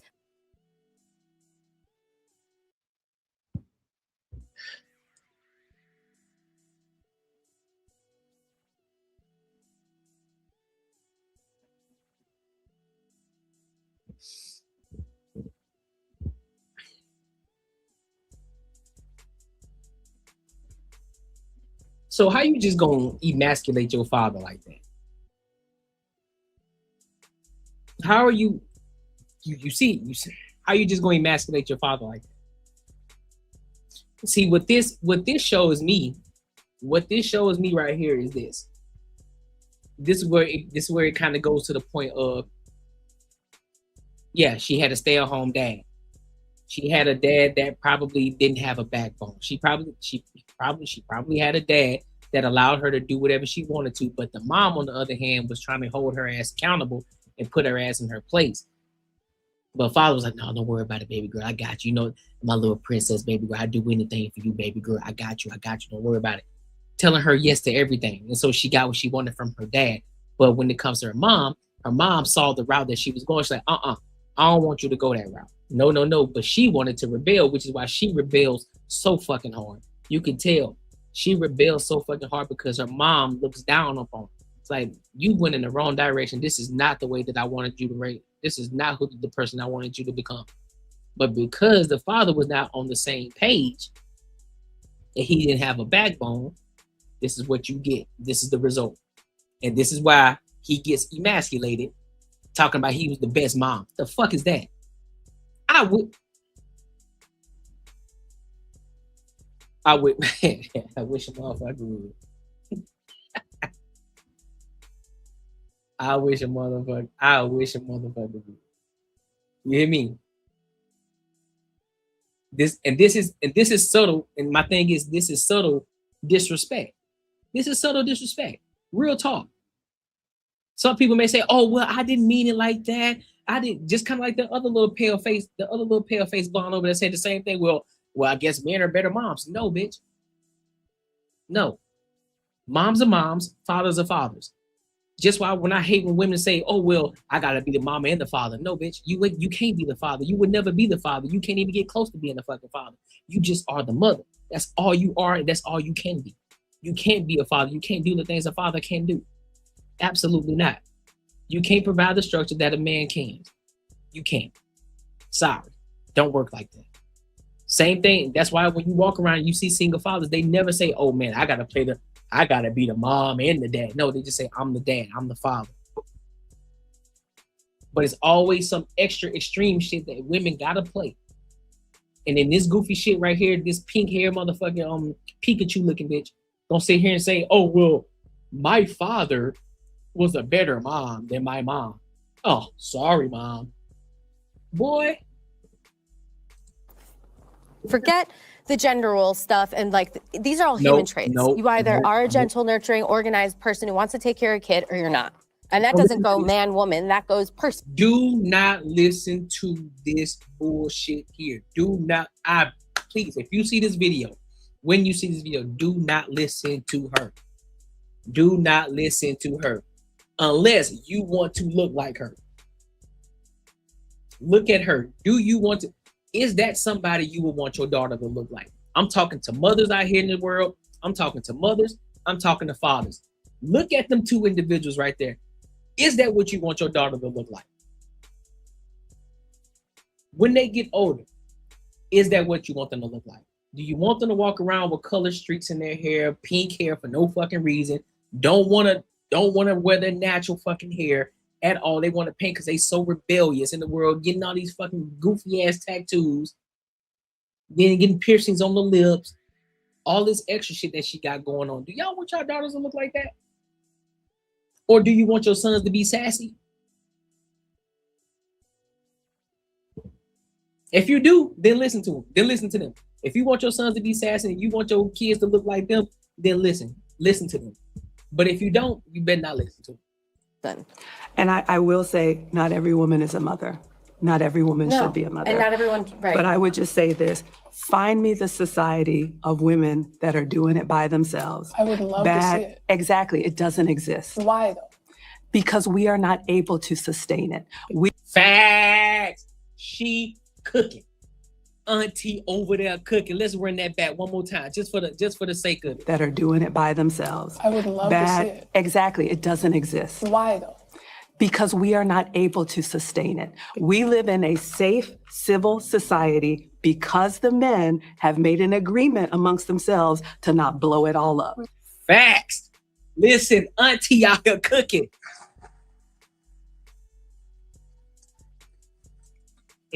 Exactly. What's up, Miss Freckles? What's good with you? Exactly. You don't want your children to look like that. And that ain't a shot. And I'm just saying, this ain't a shot at anybody, but I'm saying, do you want your daughters to look like that?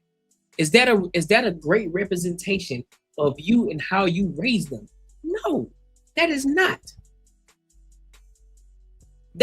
What that says to me, what that looks like to me, that looks like victim. That looks like victim mentality. That looks like something Anton Daniels would say, victim Olympics, right? That's exactly what that looks like when I see them type of people. And you can spot them. You can spot them right out the gate. Like, oh, that's a liberal. Right out the gate. It's crazy to me, man. I don't understand it. I don't understand it. But listen, make sure you like, comment, and subscribe for the algorithm, and make sure you hit the bell notification. Listen, make sure you support the channel too, man. Listen, it helps with the platform, helps me to continue to keep growing, help me to continue to keep building as well. Make sure you invest in the platform that you rock with. All right. So what do I want to go to next? Don't want to talk about this one. Cause you know. Do I want to go into that?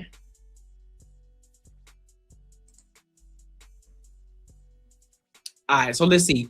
If I decide to talk about this, well, before I do, let me read the comments real quick. Miss Fergus in the chat. That's what I'm saying. Yeah, she being more consistent now. I like it. People rarely have no tattoos, it seems today, no impulse control. Yeah, true. You have earrings, dude. Yeah, I do have earrings. What's your point? Do you see tattoos on my neck? Do you see tattoos on my face? See, the thing about me, I can take these out, big dog. Oh, let me show you. Let me show you. I can easily do this. Oh, hold up. Hold up. It won't come out. There it is. Boom. Hello. Boom. Earrings out. See how simple that was? Is my hair dyed? Do I got blonde streaks in my hair? Do I got purple streaks in my hair? No, I don't. It's easy. OnlyFans #1 influencing youth. Huh? You are firing a 50 cal. You are firing a 50 cal. Good evening. Good evening. Like, you have on earrings, dude, as if I can't take them hoes out. What you talking about? As if I can't take them hoes out. What you mean? I can't take a tattoo off a neck or a tattoo off an eye, off the face. I can't do that. I can't do that. What you mean? My diamond screw bags are too tiresome and paid for. The 2 times right. I just don't understand how you can judge people's appearance. Yes, I can't judge people's appearance because a lot of times it tells me a lot about them. It tells me a lot about them. And again, when I look at them, before I even started the video, I already knew what was going to be said based off of how they look. And guess what? They proved me right. So yes, a lot of times you need to understand and learn how to profile people beforehand. They just going to have to prove you wrong. Because I guarantee you, if you see somebody with a Pooh Shiesty mask on and they sagging their goddamn pants, I guarantee you, you're going to be trying to walk the other way. You're going to walk on the other side of the sidewalk. You ain't going to trust it, especially at 10, 11, 12, 1 p.m. at night. I guarantee you that.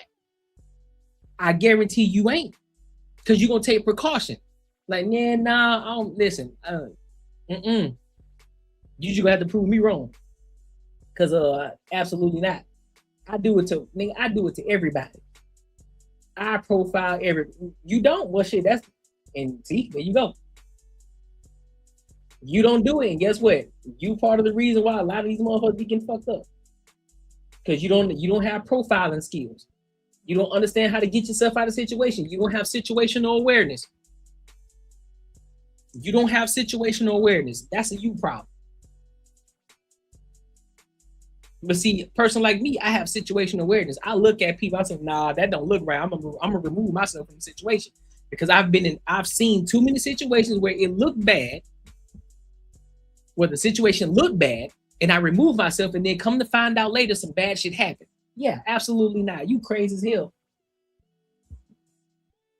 You have no problem. Okay, well, hey, listen, great. Listen, I pray that you never have any of those issues. I pray that every person that you don't judge, that you don't profile, never does anything to you. I pray that upon you. I pray that God covers you. I pray. But for me, 100%, I pray on my life. I pray on my home. I pray on the drive to work. And I make sure that I still be vigilant on the people that's around me and the people that's around in my circle, in my environment, in my surroundings. I pay attention to all that shit. Because you would not catch me slipping. You would not about to catch me up here ducking. Man, you crazy. You got me all kinds of fucked up.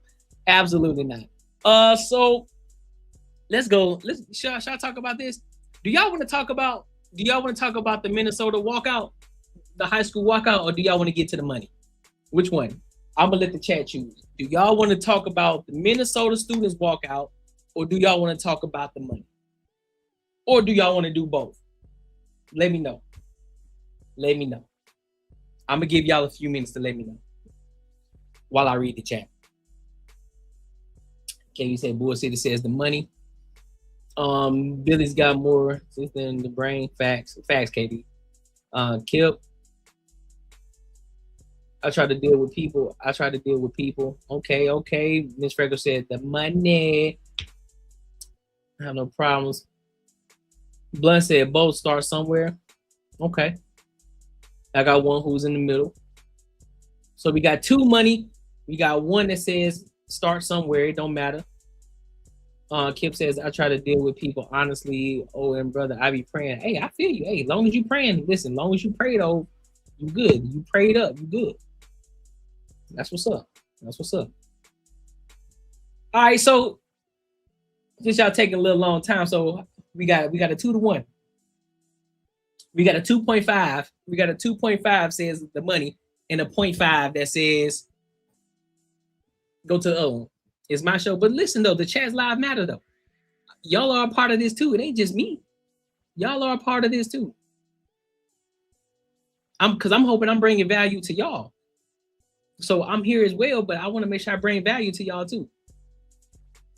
I just got hit. What's the money thing? We're going to talk about business. We're going to talk a little bit about business. You feel me? Your Bible sanctions slavery. Your God is an immoral thug. Even if it exists, it's not worthy of worship. Okay. Do your thing, 000 Cypher. Do your thing, big dog. I can't trust nobody who got a profile with a skull. Just saying. Minnesota first, I guess, then the money. Okay, so we got one that says Minnesota, then the money. All right, so here's what I'm gonna do. I'm gonna spend a little time on the Minnesota, and then we'll finish off with the money. How about that? How does that sound? I just won't spend a lot of time on the school shit. We can do that. So let's go ahead and talk about these Minnesota ice walkouts with these students, and then like I said, 10-15 minutes, and then that's it. Then we'll go to another topic. All right. So let's go ahead and rock out.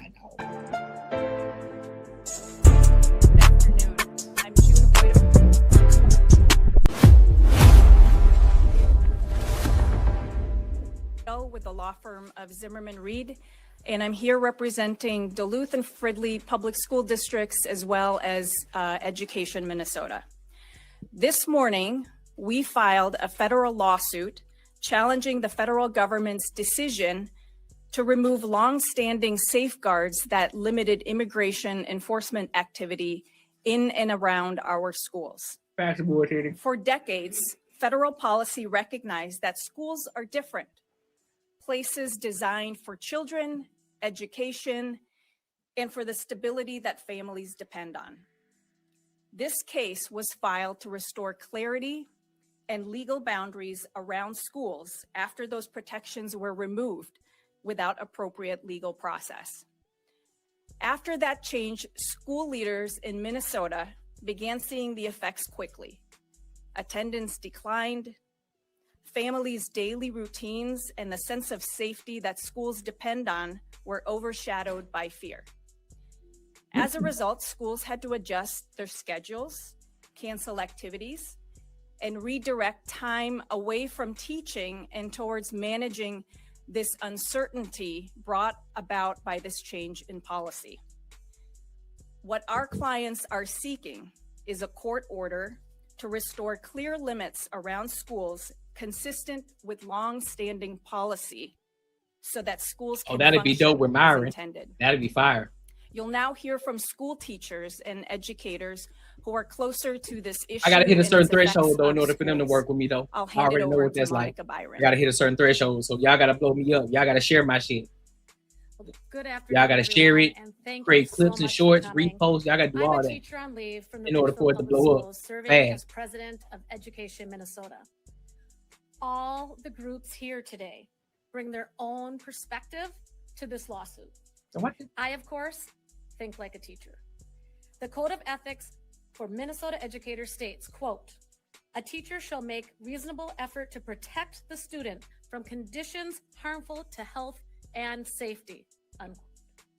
Although it pains me to say this, one of the greatest threats to the health and Facts. safety of Minnesota's school-age children right now Thanks, Katie.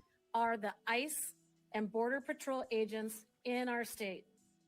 The ICE presence at and near Minnesota schools is causing lockdowns, emptying schools, and traumatizing children every day. Over the past month, we've seen— How are they? That's what I'm saying. How is it traumatizing children? How? When they're supposed to be focusing and learning, they're supposed to be in school learning.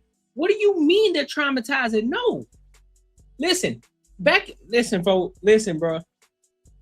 There's always this thing. Like, listen, you bring them into wherever course. If you got the school gym or whatever, you bring all the students into the gym and let them know what is going on. The principal, vice principal, whoever is going to be the one that's going to talk, you let them know what's going on and say, hey, don't worry about what's going on outside. Our main focus is making sure that we get our studies done, making sure that we are teaching, doing what we're supposed to do to help you learn and help you grow and build your minds. That's our focus here. We're not focused on what's going on outside of these doors. Don't worry about what's going on outside these doors. You focus on the things that you need to focus on. Because the last thing I need to worry about is now that some shit popping off and your kid ain't learning because they too focused on what the fuck ICE doing in protesters and shit.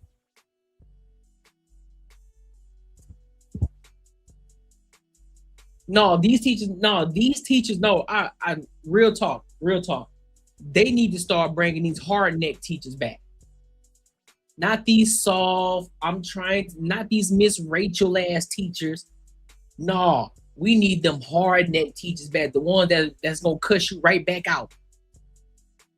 Or the ones that got that look. The ones that be giving you this look. The ones that be having this look right here. Them right there. When they teaching you, they on the chalkboard. They on the chalkboard talking shit. They hear that talk. They hit you with that joint right there. Hey, dog. Listen, you better straighten up. You better straighten up. You better tighten up. Miss Williams ain't playing with you. Miss Studebaker not fucking with you. Miss Studebaker ain't playing. She said, I'm here for you here to learn. I don't care about what's going on out there. You here to learn. And in my class, you gonna learn today. I need teachers coming in. I need teachers right at the gate. Come in, give me your phone. Boom. Because I remember when I went to private, when I was at my high school, in private school, I had this one teacher, dog. She wasn't no joke. Kid you not. White lady. Older lady, too. I think her name was Miss Henderson. Was it Miss Henderson? Or Miss Finkley? It was one of the motherfuckers. We walked through the door. Listen, put your phones in the basket. No, but what if my mom? Put your phones in your basket. She said, who is Von Miller? Listen, she would say, put your phones in your basket. But my mom, put your phones in your basket, because if your parent really needs you, they gonna call the school and the school gonna call you to the office. If they really needed you, they would call the office or they gonna come up to the school if they really need you. Put your phone in the basket. And then if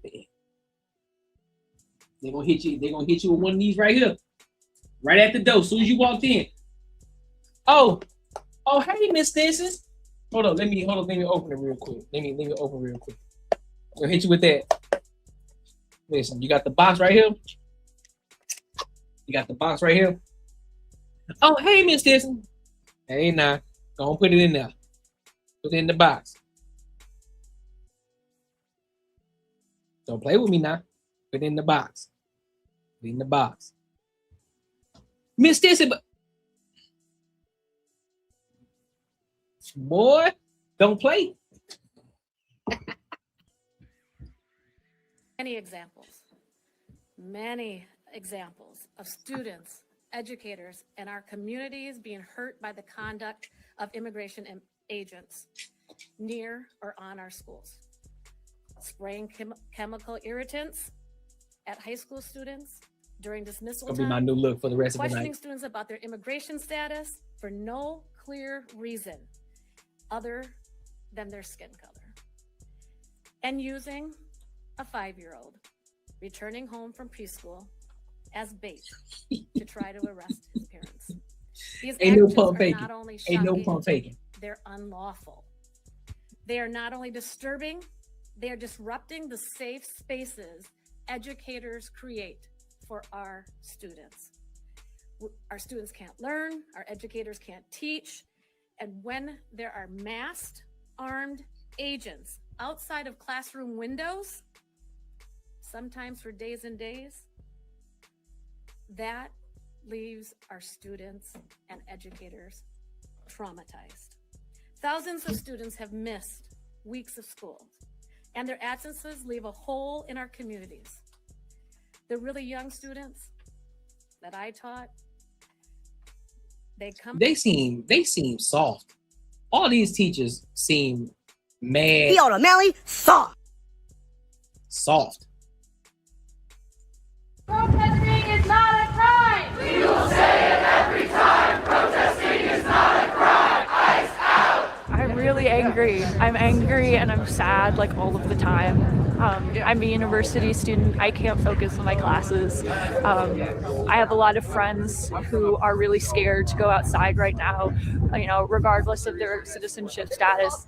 A lot of folks just frankly don't feel safe going outside right now, which is absolutely important. So what we're trying to do and what I'm really trying to help with is getting supplies like groceries, winter clothing. What the fuck you got going on, Benjamin Franklin? The fuck is up with those sideburns, bro? That kind of stuff. Otherwise, we've been involved in this ice patrols, which is very basically where people will walk around and report instances of ice sightings that they see on campus. We lost another person in the city to the hands of murderous ICE agents. I think what's important is that we keep showing up and showing everyone that we're not going to stop and there's only one way this ends, and that's with ICE leaving. The Twin Cities belong to us, it doesn't belong to them, and together we're going to take it back. We will not stop. Hey, Ron. God damn it. D-Nice. You mean Denise? Say another motherfucking word and this shit is over. And I ain't playing,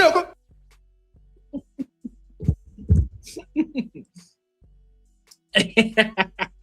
But in all seriousness though, bro, this shit is crazy. You talking about you can't focus on your studies. Bullshit. You can't focus on your studies. That's, man, you lying to me. You lying to me. There is no talking about you can't focus on your studies. Yes, you can. You just trying to be a part of a group. You trying to be a part of the go along, get along game. And so you want to be a part of something. You want to be a part of a crew because you're trying to get some box.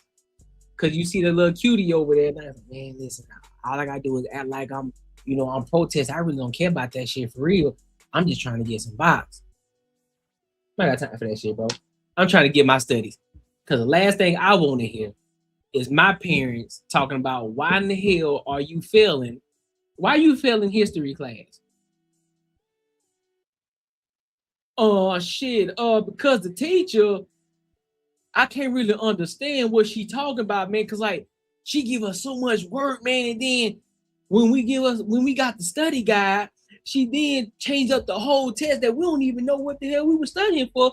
It's like, nah, nigga. No. The teacher already told you every quiz that you take is gonna go towards your final grade. You was failing each and every test because you were too busy out there talking about protesting and you was trying to get some box. You weren't focusing on your activities, you weren't focusing on your work, your academia. That's on you. Because you out here trying to chase some boost. You out here trying to chase some buns. It's your fault. Nope. I wish a motherfucker would. They need to start hiring the teachers with backbones back. Start hiring the ugly teachers. Start hiring the teachers that don't play no games. Shit. I'm almost at the point where I'm like, listen, start hiring these teachers back who got paddles, who be spanking the children when they out of pocket. Nigga, bring all that shit back. Let's be 110% clear. Bring all that shit back, man. I remember my middle school teacher. She didn't play no games. Her name was Miss Morales. May she rest in peace, man, because her goofy ass husband offed her. You know what I'm saying? I think I was in 8th grade when it happened. One of my favorite teachers, bro. She didn't play no games. Like when I say didn't play no games, she didn't play no games. All the bad kids and shit, nigga, she was spanking them behind the goddamn building. She was like, "Oh, you want to act up in class, huh? You want to?" Matter of fact, let me see if I can pull her real quick.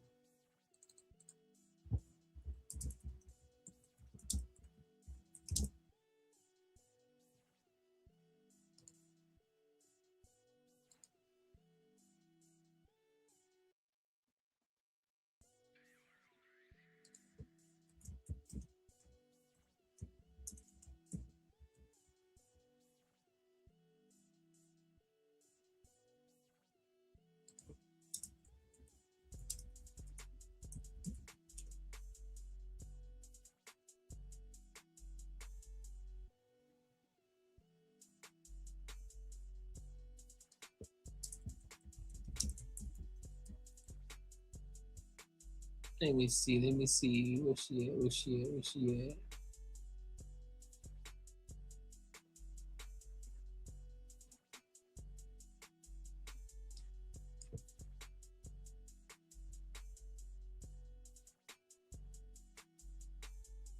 Nah, where is that? Well, what was that? What was that school? 2011? No, 2001.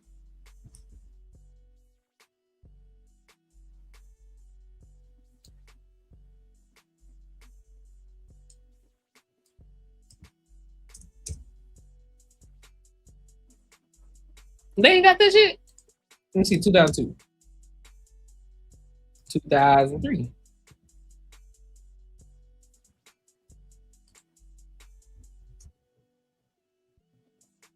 Dang. They ain't got her name.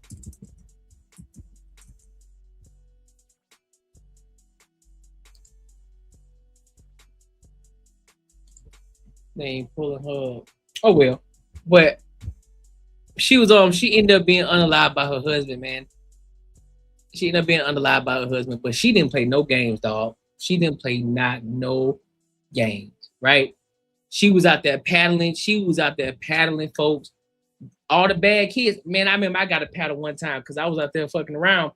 I was bullshitting with some of the kids who was in the clowning in class while she was trying to teach. And she called me. And she was like, "Oh, so you wanna play, you wanna be like them, huh?" Like, I'm like, "Nah, Miss Morales, it ain't even like that. We were just joking." No. You see, I was over here teaching. And you wanna be act crazy just like the rest of them. So guess what? All three of y'all, let's go outside. She told the class, "Hey, read pages X through Z. Well, read pages X, Y, and Z. And we'll be right back." Man, she took all three of us out there. Nigga, she had us on the wall. Nigga had us on the wall like this. Put your hands up on the wall. Had this big ass paddle too, man. That paddle about this motherfucking big. That bitch had holes in it. So when you swing, that bitch said, "Whoo." It was a wood paddle too. Man, she gave every last one of us 5 strikes a piece. That shit hurt. Because we had uniforms down south. So we always had to wear uniforms. We didn't wear regular clothes, we had uniforms. Talk about tearing them khaki pants up. Fuck. Damn. That shit hurt. Miss Morales didn't play no game, bro. She did not play no game. So this one, so in this middle school, this was a public school. This was a public school. So I didn't go to private school until my sophomore year of high school. That's when I went to private school. And then everything from there, everything on up all the way to college, I went to private school. But yeah, so elementary all the way up to my freshman year of high school, I went to public school. That shit's crazy. I said, I got about 7 years out of a community college. I went for fun, messed around, and got a degree. Facts. They don't pay enough for good teachers with backbone. They get the leftovers. True. You never were in school when they paddled you too young, pal. Shit, me. You lying to me. You lying to me. Ms. Morales didn't play no games. She was the only teacher, but that's the thing though, Kill. She was the only teacher that did it though. She was the only teacher that did it because she didn't play no games. Like she was one of the big dogs on the campus. Like everybody respected her. The 7th grade teachers, 8th grade teachers, all the students, they respected her because she did not play no games, bro. She was one of the white women. She had the call your manager haircuts. She had that bob cut. But nigga, she didn't play no games. She was serious. And she didn't, and the thing is, she was a real advocate for black students, and she was a real advocate for them. And she was like, she didn't want to see the black kids, who didn't get their education. So she was big on education. She's like, listen, you out here fucking around in school, you doing all this extra shit, but I need you to focus, man. You worried about what's going on in the street, you out here fucking worried about these girls. Get your education, focus on your books. And if you don't, I got the paddle to kind of help you out, to straighten you out. She ain't playing no games, bro. He said, I raised my kids in the deep South, paddle in the deep South. Oh, where at in the deep South? I'm from Alabama. Where at in the deep South? Mississippi or Florida? Was outlawed when my kids were coming up, and they're all 40 and 35. Well, I'm 35. So damn, why your parents wait so long to take out a public school? You went to a private school for that basketball education? No, so I'll give you a quick story before we dive into the money. So I'll give you a quick story. So what ended up happening was, for those of y'all who may not know, what I'm saying, I went to Shaw High School in Mobile, Alabama. I'm pretty sure y'all probably know. Shaw High School in Alabama my freshman year, which I don't even think it's a school anymore, right? So I was gonna follow in my brother's footsteps because I got 2 older brothers. And so my middle brother, he was playing in the varsity at the same school. And so I was projected to come behind him to be the point guard for the varsity team. But one of my good friends that I known from since childhood, he hit me up. He just called me on a random day. He was like, "Hey, bro, like, hey man, how you liking Shaw High School?" I said, "Shaw High School's cool." You know what I'm saying? I'm projected to, be on the varsity next year. I'm already playing. I said, because mind you, this is when they had freshmen, JV, and varsity. I was a freshman playing JV at the time, so that was a big deal. It was like, oh shit, it's a freshman. He ain't even playing freshman. He playing JV right now. So doing my thing, right? And so he was like, oh, okay. Well, listen, bro. You could come over here where I'm at. Bro, I'm telling you, you can come over here. You can start right now. Really? He's like, but you got to play 2 sports. You can't just play one. You got to play 2 sports. I'm like, shit. Now, mind you, growing up, I played baseball, football, and basketball. So those were my sports that I played coming up. And so, and then even in middle school, I played basketball and I played football. And so he was like, well, you got to play 2 sports. I'm like, damn, I ain't trying to play 2 sports. But he's like, look, you got to. And that's the only way you're going to be able to get the scholarship to come to the school. I was like, all right. All right, cool. He's like, what's your GPA? I was like, my GPA is good. I was like, I got like a 3.5. We good. He's like, all right. So talked to my parents about it. And they was like, you want to go to a private school? Why you want to go to a private school? I said, well, it opens the door for me, being in public school, it's not guaranteed that I might be on the varsity team, but it ain't guaranteed that I'm gonna start. So I don't know. He's like, but I was talking to my guy, and he was saying that, listen, you come over here, you can start immediately. And so we went over to the school, we did a walk around, talked with the coach and everything. And he was like, listen, man, Eric he told me a lot about you. Shout out to my guy. He told me a lot about you. He told me you're really good. And, I think we want to have you over here. It's like, all right, cool. Dog, I went over there, and mind you, this was a totally different environment. This is where everything was predominantly white. It was maybe, I could probably count 7 people that were black, not including myself.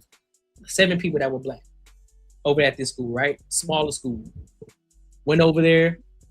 I walked in the gym. Now, this is crazy story. I went there, walked in the gym. I said, listen, man, my jersey going to get retired here. Watch. So that following year, end up playing. I started my freshman year, started playing, started doing numbers, started putting up numbers, like I was supposed to do. And then that following year, I ended up playing football too. So I played football and basketball that same year. I played quarterback in high school and played quarterback, and then I played basketball. And then second year did my thing, led my high school, led my football team to the playoffs. I think we lost, what was it, the first or second round? We lost in the first round, second round, one of them. But led them as a QB, led them to the playoffs. But we lost that bitch. Then same thing happened in basketball. We led to the playoffs, lost it to Calhoun. That shit was crazy. Them boys was crazy athletic. That shit was wild. Then my senior year, I ended up not playing because I was like, listen, I don't want to get injured. Because I ended up getting injured during spring of my junior year playing football. I fucked up my ankle really bad, but I still ended up starting again, end up healing. And I was like, nah, I don't want to do that again because now next year is my senior year. So didn't play my senior year. They was cool with it. And then still did my thing on the court. That senior year, ended up getting my jersey retired at the school, which was pretty dope because I broke a lot of records that were already set. I broke a lot of records over there. And then,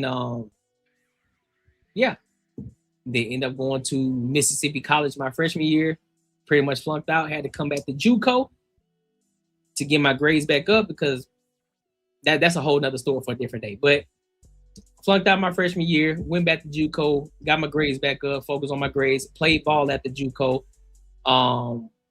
And then that's when I went back to a university and finished out school. So you said you're his clone cousin? Chill out. Chill out. But yeah, man, that's pretty much the basis of the story and how that went. So everything after my sophomore year, it was all private school. It was all private school.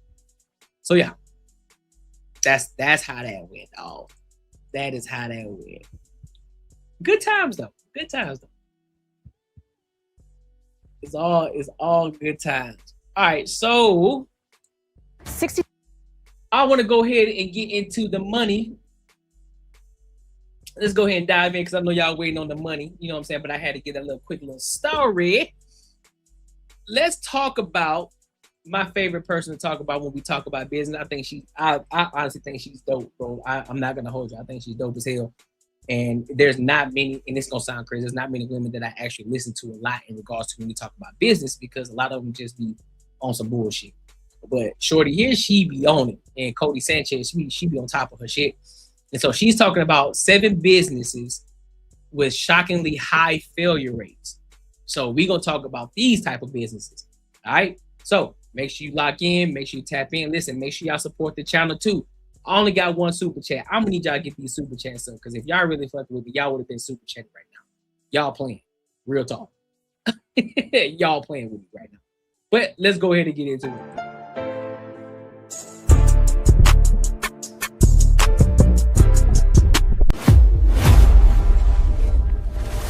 6% of entrepreneurs will never start a business because they're too scared of failing. How do you give yourself the highest likelihood of succeeding in a business? You follow the data. In this video, we're going to break down for you the businesses with the highest failure rate and the lowest failure rate so you can pick one where you can win. Gyms, not one of my favorite businesses. You want to know why? 80% of them fail within the first year, 81% to be precise. Now, the cool part about gyms is you typically don't need all of this. You don't need a giant building. You don't need a huge location that's prime. You could have a little CrossFit gym with a box and start it with a couple $100K and some friends, which is what a lot of people do. Here's the problem with gym businesses. Typically the owners start a gym business as a hobby, right? They like to work out, so they want to put their name on the building, and that's what they do.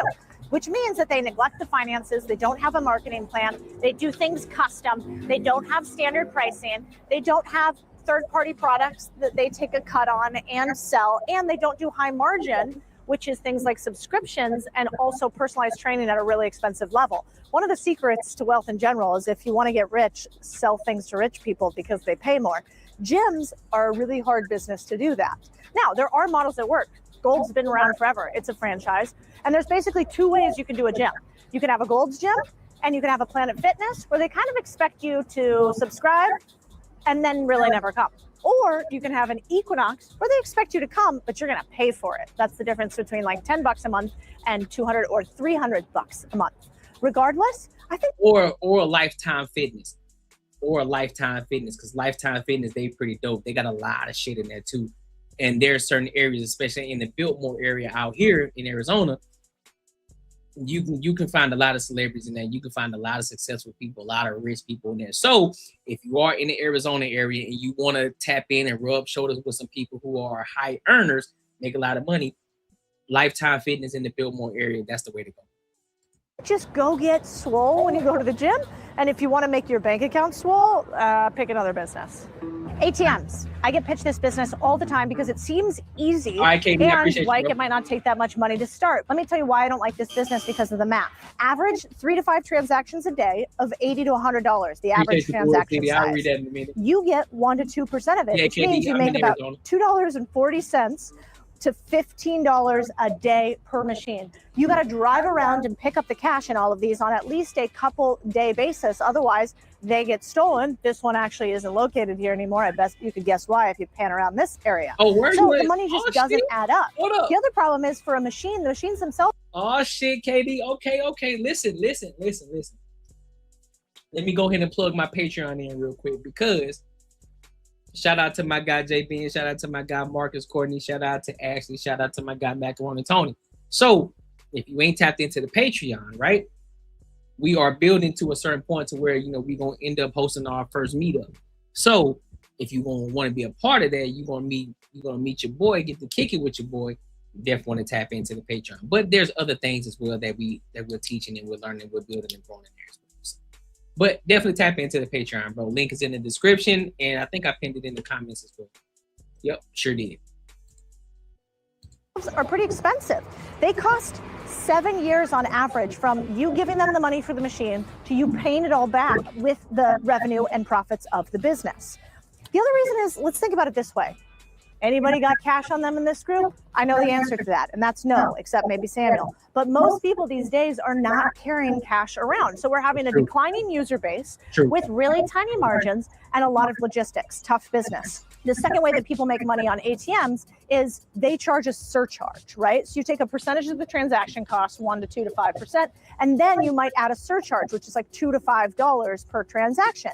So that is where you could make your meatier transaction. But again, if you're only doing 3 to 5 transactions today at a normal location, that's not going to be enough. Now, how could this business work? If you're outside of a cannabis store where they will only take cash, this could work. If you're outside of a bar where they require a ton of cash, this business could work. But then you're going to have to pay more for rent on that location also. Here's the thing. At the end of the day, I think you need 50 to 100 ATMs to make enough profit for it to be worthwhile as a full-time gig. You want to have a little side hustle. You want to learn the game of business. You want to learn your P&L. You want to start small. Somebody else can fund you, or you can lease the ATMs. Then we're good to go.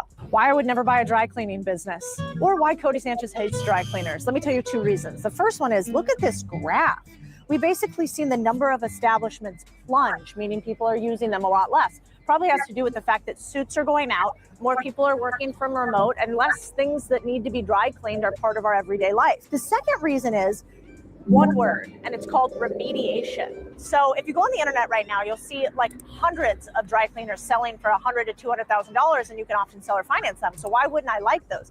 It's because I was looking up the math for you guys. If you use a dry cleaner the old way, there can be a lot of toxicity right here underneath our feet. That needs to be cleaned up by whoever owns the business. It's called remediation. How much does that cost is fascinating. The EPA right now thinks that 75% of the dry cleaners in the US are contaminated, the soil underneath them is, and that they have 650 gallons of hazardous waste that they need to clean up. But how much does the hazardous waste cleanup cost? Anywhere from, it could be $5 to hundreds of thousands of dollars, depending on how deep it is and in what states. Well, shit. Instead of doing the dry cleaning shit, you should start the business of the one who cleans up the mess underneath. You can make a killing. You can make a killing. Think about it. If you got 2 or 3 jobs going on at the same time, and you say you can make anywhere between $5 to $100K, oh, you finna be doing crazy work. Yeah, a lot of liability in the dry cleaner business because of chemicals. If you own the land, you can poison the land. Yep. She on top of it. City, etc. I don't want to buy a business that's only making $100,000 or $200,000 or run one that's only making that much, and then I got to pay for somebody to come clean up all this toxicity. Plus, aren't we all green these days? Isn't that where we're going? Yeah. So anyway, thank you to dry cleaners that exist, but also be careful about what's underneath your feet. Hotels. These are not businesses. This is real estate masquerading as a business. Let me tell you why the data says these businesses. Because hotels are easily disrupted. That's why. That's one of the main reasons why they're easily disrupted. Especially when some shit pop off. You know what I'm saying? For the bag chasers, y'all understand that. You know what I'm saying? Shout out to AD. But it's easily disrupted. That's one. But I'm pretty sure she's finna break it down a little bit more too. Businesses are really tough. Look at these margin numbers. So on average, you make $94,000 a year, but the average expense for a hotel is $96,000 a year. So they're losing 2%. Why is that okay? Because they use the real estate depreciation, kind of a fancy word to say that they use the ability to decrease their taxes in order for these things to become actually profitable. So they're not even profitable unless you're messing around with the IRS. Also, I don't know about you, but I don't want to have a business where somebody can call me at 2 a.m. and yell at me and expect service right away. 24/7 support is what you have when you have a hotel business. There's enough going wrong in business for you to wake up at 8, have a cup of coffee, and then deal with it. I think that's sufficient. The other thing is, this is a complex business because you see we're at one right now. And if you were to look around, you basically see a bunch of people behind me are doing landscaping, right? A bunch of people behind me are redoing the bar over here. It's complex. It requires 24/7 support and a ton of humans to run this business. Not to mention, look at what's happening to this industry. So back in the day, there were 20 major hotel companies in the 2000s. Now there are only 10. So we've consolidated the industry, and those 10 own 65% of the market. So if you want to get into hotels and be independent like this lady is, she's a legend into hotels, by the way, it's really hard. And so you have to end up going franchising. Most 67% of all hotels are franchised hotels. Here's the problem with that. They take a ton of your revenue and they leave you with something like 2 to 7% total revenue at the end for you to run the business. Since these contracts run 10 to 15 years on average, you better make sure that that franchise is one you want to stick with for a while. This hotel's amazing. The grounds are beautiful, but the problem with a hotel like this is, can you imagine what it costs to run this thing nonstop? Sorry. I think we've been kicked out of 17 businesses now? Amazon FBA, the other type of business that is my least favorite of all of them. Let me tell you why. Although I have a bunch of friends that made money, and you have all these young YouTubers all over the internet telling you how much money you can make doing Fulfilled by Amazon and how easy it is and how seamless it is, the truth of the matter is the math doesn't math. One, because if there is one platform that has more risk to, one, being your biggest competitor, which Amazon does, 2, allowing a bunch of Chinese knockoffs to come compete with you, and 3, actually giving your data to both your competitors and then taking your data about what sells and using it for their own, it's Amazon. Huge platform risk. The second reason why I don't like Fulfilled by Amazon businesses is you actually can't touch your customers. How wild is that? You buy from my store on Amazon, and I send to your house my product, pens, let's say. I cannot get your contact information or your address. And oh, by the way, I'm not even allowed to put something in the packaging that asks for you to write a review or that asks for you to get more information. You're completely divorced from your customers, which is one of the most dangerous things that you can do in business overall. Let's get into the math really quickly. We can actually... Yeah, I've never been a fan of... I've tried the FBA shit. I really have. I tried to go through Alibaba and do all that, find the products are cheap. And bro, man, nah, I'm good. I'm good. Because even when you do a TikTok shop, that's what a lot of them are doing too. They use TikTok shop. It's like so many third parties that you're using. I'm good, bro. I need something that's lucrative, something that I can scale, something that requires minimal. That requires me not to have to put all of my time and effort into it. My goal is to be an absentee owner. That's my goal. Multiple businesses, absentee owner. 1,000%. 1,000%.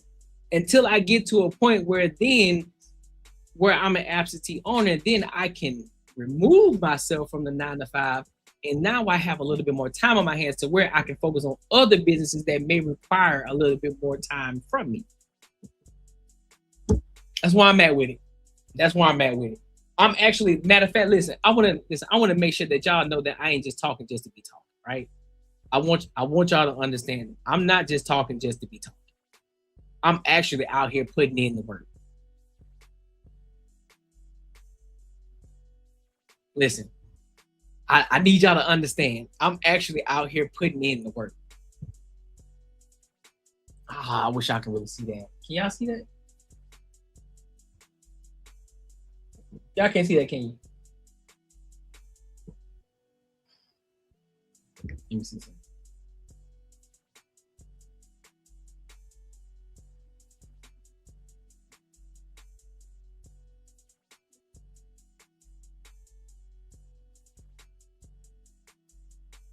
Like your boy, listen, your boy actually putting in the work out here. We out here working, you feel me? We out here doing things, you feel me? So I ain't just talking. I ain't just out here just talking. I'm actually doing the work. I'm actually putting my toe in the water. So what it is, so just to give you context. So I went on to Biz by Sale, right? And I'm looking for businesses that's actually for sale right now. You know, so just to get my foot in the door, just to kind of dip my toe in the water type shit, and looking at businesses that I might be interested in or that I may have a background in. That way it can just be kind of easy for me to transition into or just start learning in. But how I'm going about it is I'm going in it with seller financing. I'm trying to put zero down starting out, and then I can pay them a percentage from the profits that's already being cash flowed, pay them a percentage over time. That's where I'm at.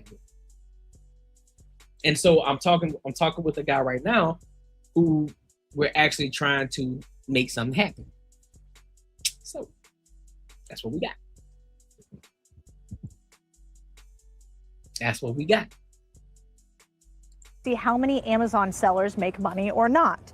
Fast forward through what all these numbers mean, only 1% of sellers succeed with an annual salary of around $100,000 to $250,000, while 27% achieve about $5,000 in total sales. Here's all the numbers for you. Now, a lot of people can be break even inside of a year because they don't have all the crazy upfront costs you get with a business, but your ability. You say when you get in the bobblehead look. Hold on. You want to see a one that I had got when I was doing other stuff? Hold on, give me a second. Let me show you something real quick. Trying to grab. Let me do something real quick. You want to see a bobblehead? That's funny. Hold on, give me a second. Funny. So this is when I had the little mini fro. This is when I had the little mini fro. When I had the mini fro, dog. I think I gotta get another one because I got a new look. I gotta get another one. I got a new look. To make six-figure income, tough. So I suppose you could have some fun. You could experiment with all the 27-year-olds on YouTube talking about Fulfilled by Amazon, but the likelihood that it's going to make you hundreds of thousands of dollars is really quite slim. Furthermore, I'm really concerned about the fact that you put in all this time and effort and work, and then one thing changes on the algorithm and you're no longer listed at the top.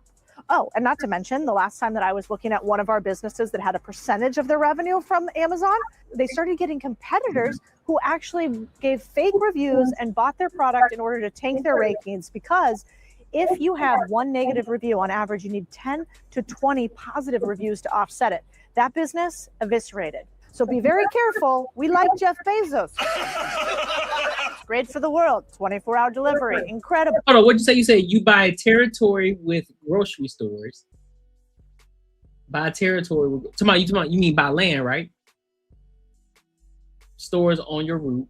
New construction of grocery stores in your territory, you get that. You get that store. That's how you, okay. For our bottom line, Probably not. Retail stores are the next one I wouldn't buy. Oh yeah, I wouldn't buy Incredibly retail. high failure rates. Look at this. The other reason is, if you think about it, these are really high rent locations, meaning that it's expensive to just even have your feet on the ground here.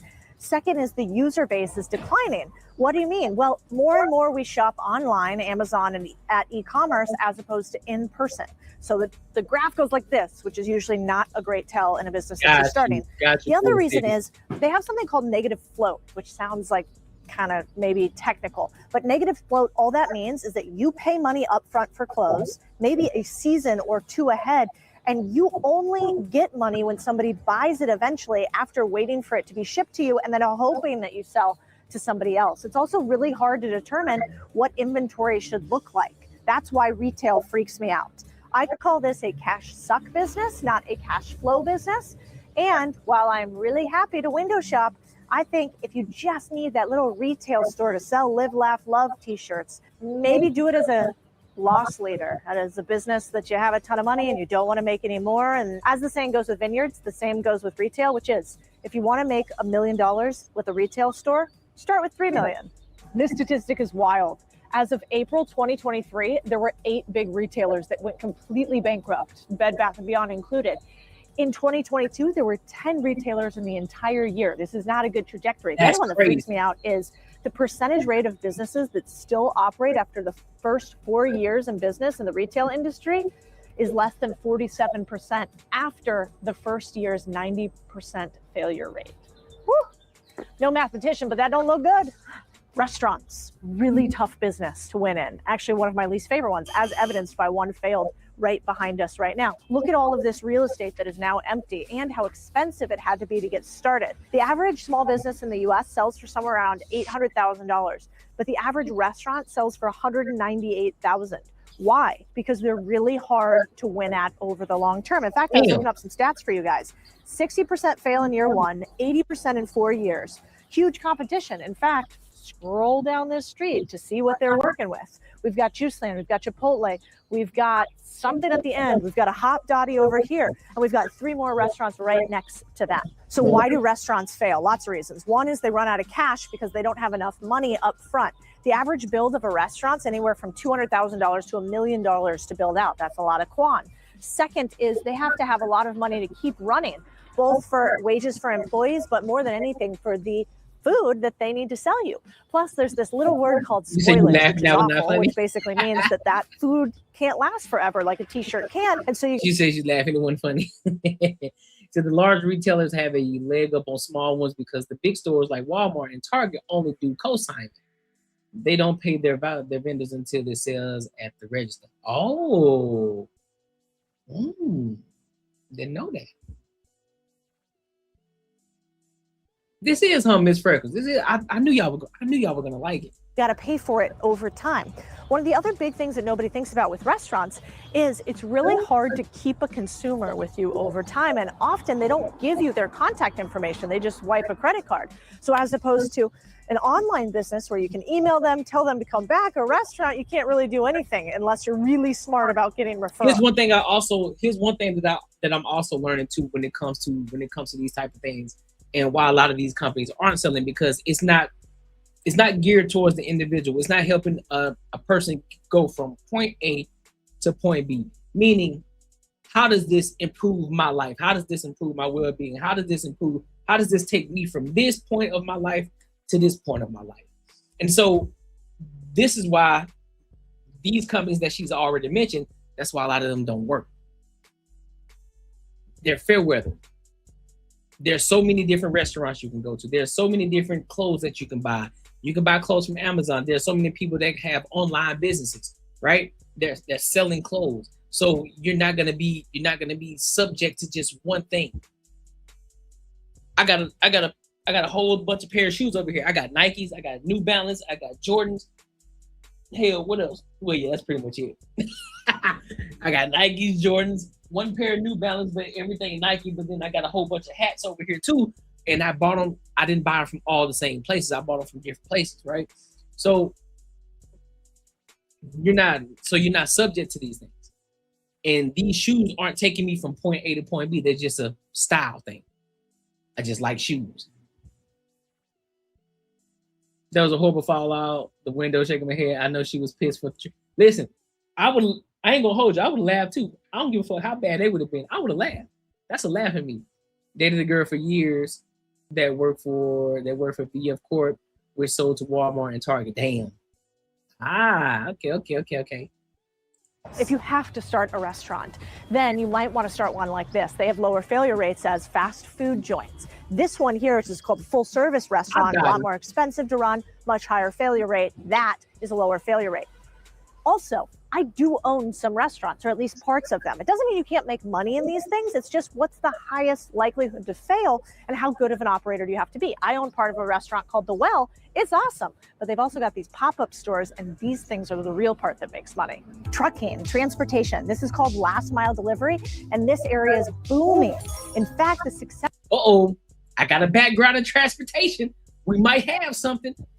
Rate is about 76.4% to do this. Now, obviously, you're not going to start your own FedEx or stand in the middle of the street because that's annoying. And now we're going to get on influencers in the water. So give me a second, y'all. Let me pause real quick. Give me a second.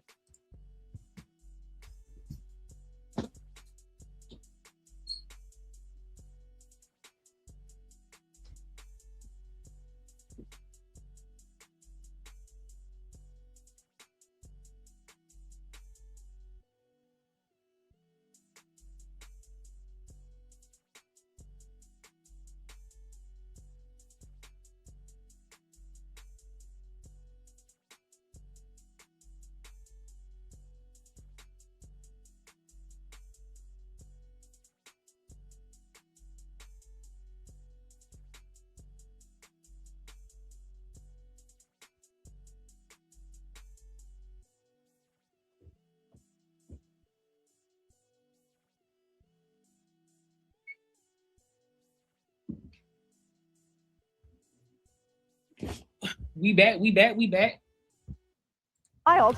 But what you can do is there's a bunch of trucking companies where you can own routes like this for UPS trucks, for instance, and you can also do last mile delivery for local stores. This business is booming. Why? Because you animals won't stop ordering things on Amazon. Me either. In fact, here's a last mile truck right here.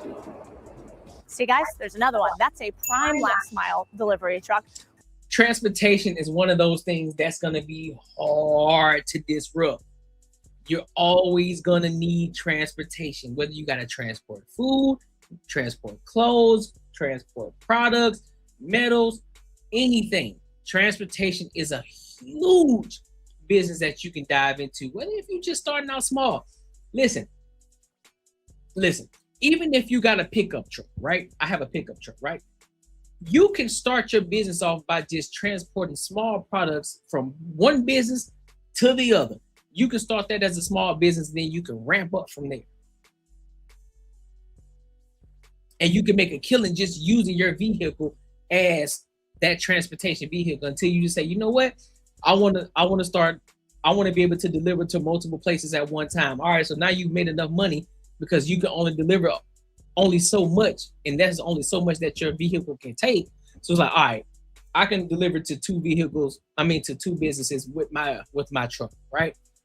And I get paid X amount of dollars, and I get these routes, let's just say twice a week, right? And I get paid $3,000 per transportation, because they do actually pay, right? You got a contract of it every week. I gotta transport this thing from point A to point B on every Tuesday and every Thursday, and per shipment is $3,000, so that's $6,000 a week. I'm just making up numbers, right?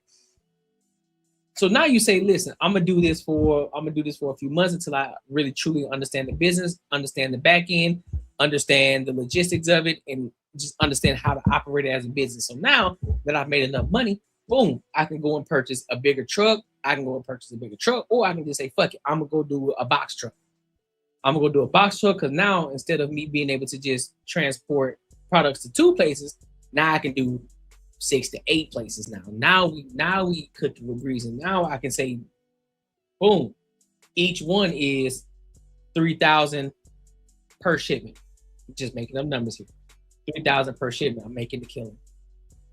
And that can be anything. So you can be transporting metals, you can be transporting pharmaceuticals, you can be transporting clothing materials, car parts, whatever it is. There's so many things that needs to be transported. You can make a killing off of it. Or you can just niche it down and say, listen, I'm only going to transport metals.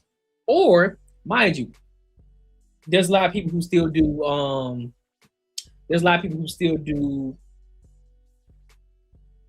restorations for homes and commercial properties. And so you may have to go to dog tile, one dog tile to pick up a piece of, so you may have to pick up some shit in order to take it to the other dog tile in order for it to be delivered. Or for another company to pick it up so that way they can do the restoration or go and switch out some floors or whatever the case may be. So there's always a business. People just got to look, instead of looking at the big thing, look at the operation that's going on. That's what I would say. Look at the operation of how everything is moving. So when you look at Walmart, right? Instead of just looking at, oh, I love to own a Walmart. Okay, what about the person that delivers the bread? What about the person that delivers the pharmaceuticals to the pharmacy for those Walmarts that have the pharmacy, right? Who the fuck delivers that? Where do they get it from? Somebody got to deliver it. You see what I'm saying? Like somebody has to deliver all this stuff. Or sometimes they got vending machines inside the Walmarts. Somebody got to own it. Who owns it? Who owns the vending machine? Or what about the glass? What about the glasses that's inside the shop? That's inside the Walmart. You know, when you got to go to the optics and shit. Everybody.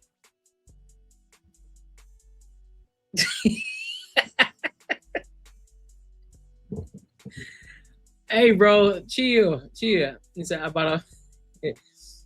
I bought a dump trailer. I bought a dump trailer 10 years ago for $4,500, rented out for see, again, you can rent it out too.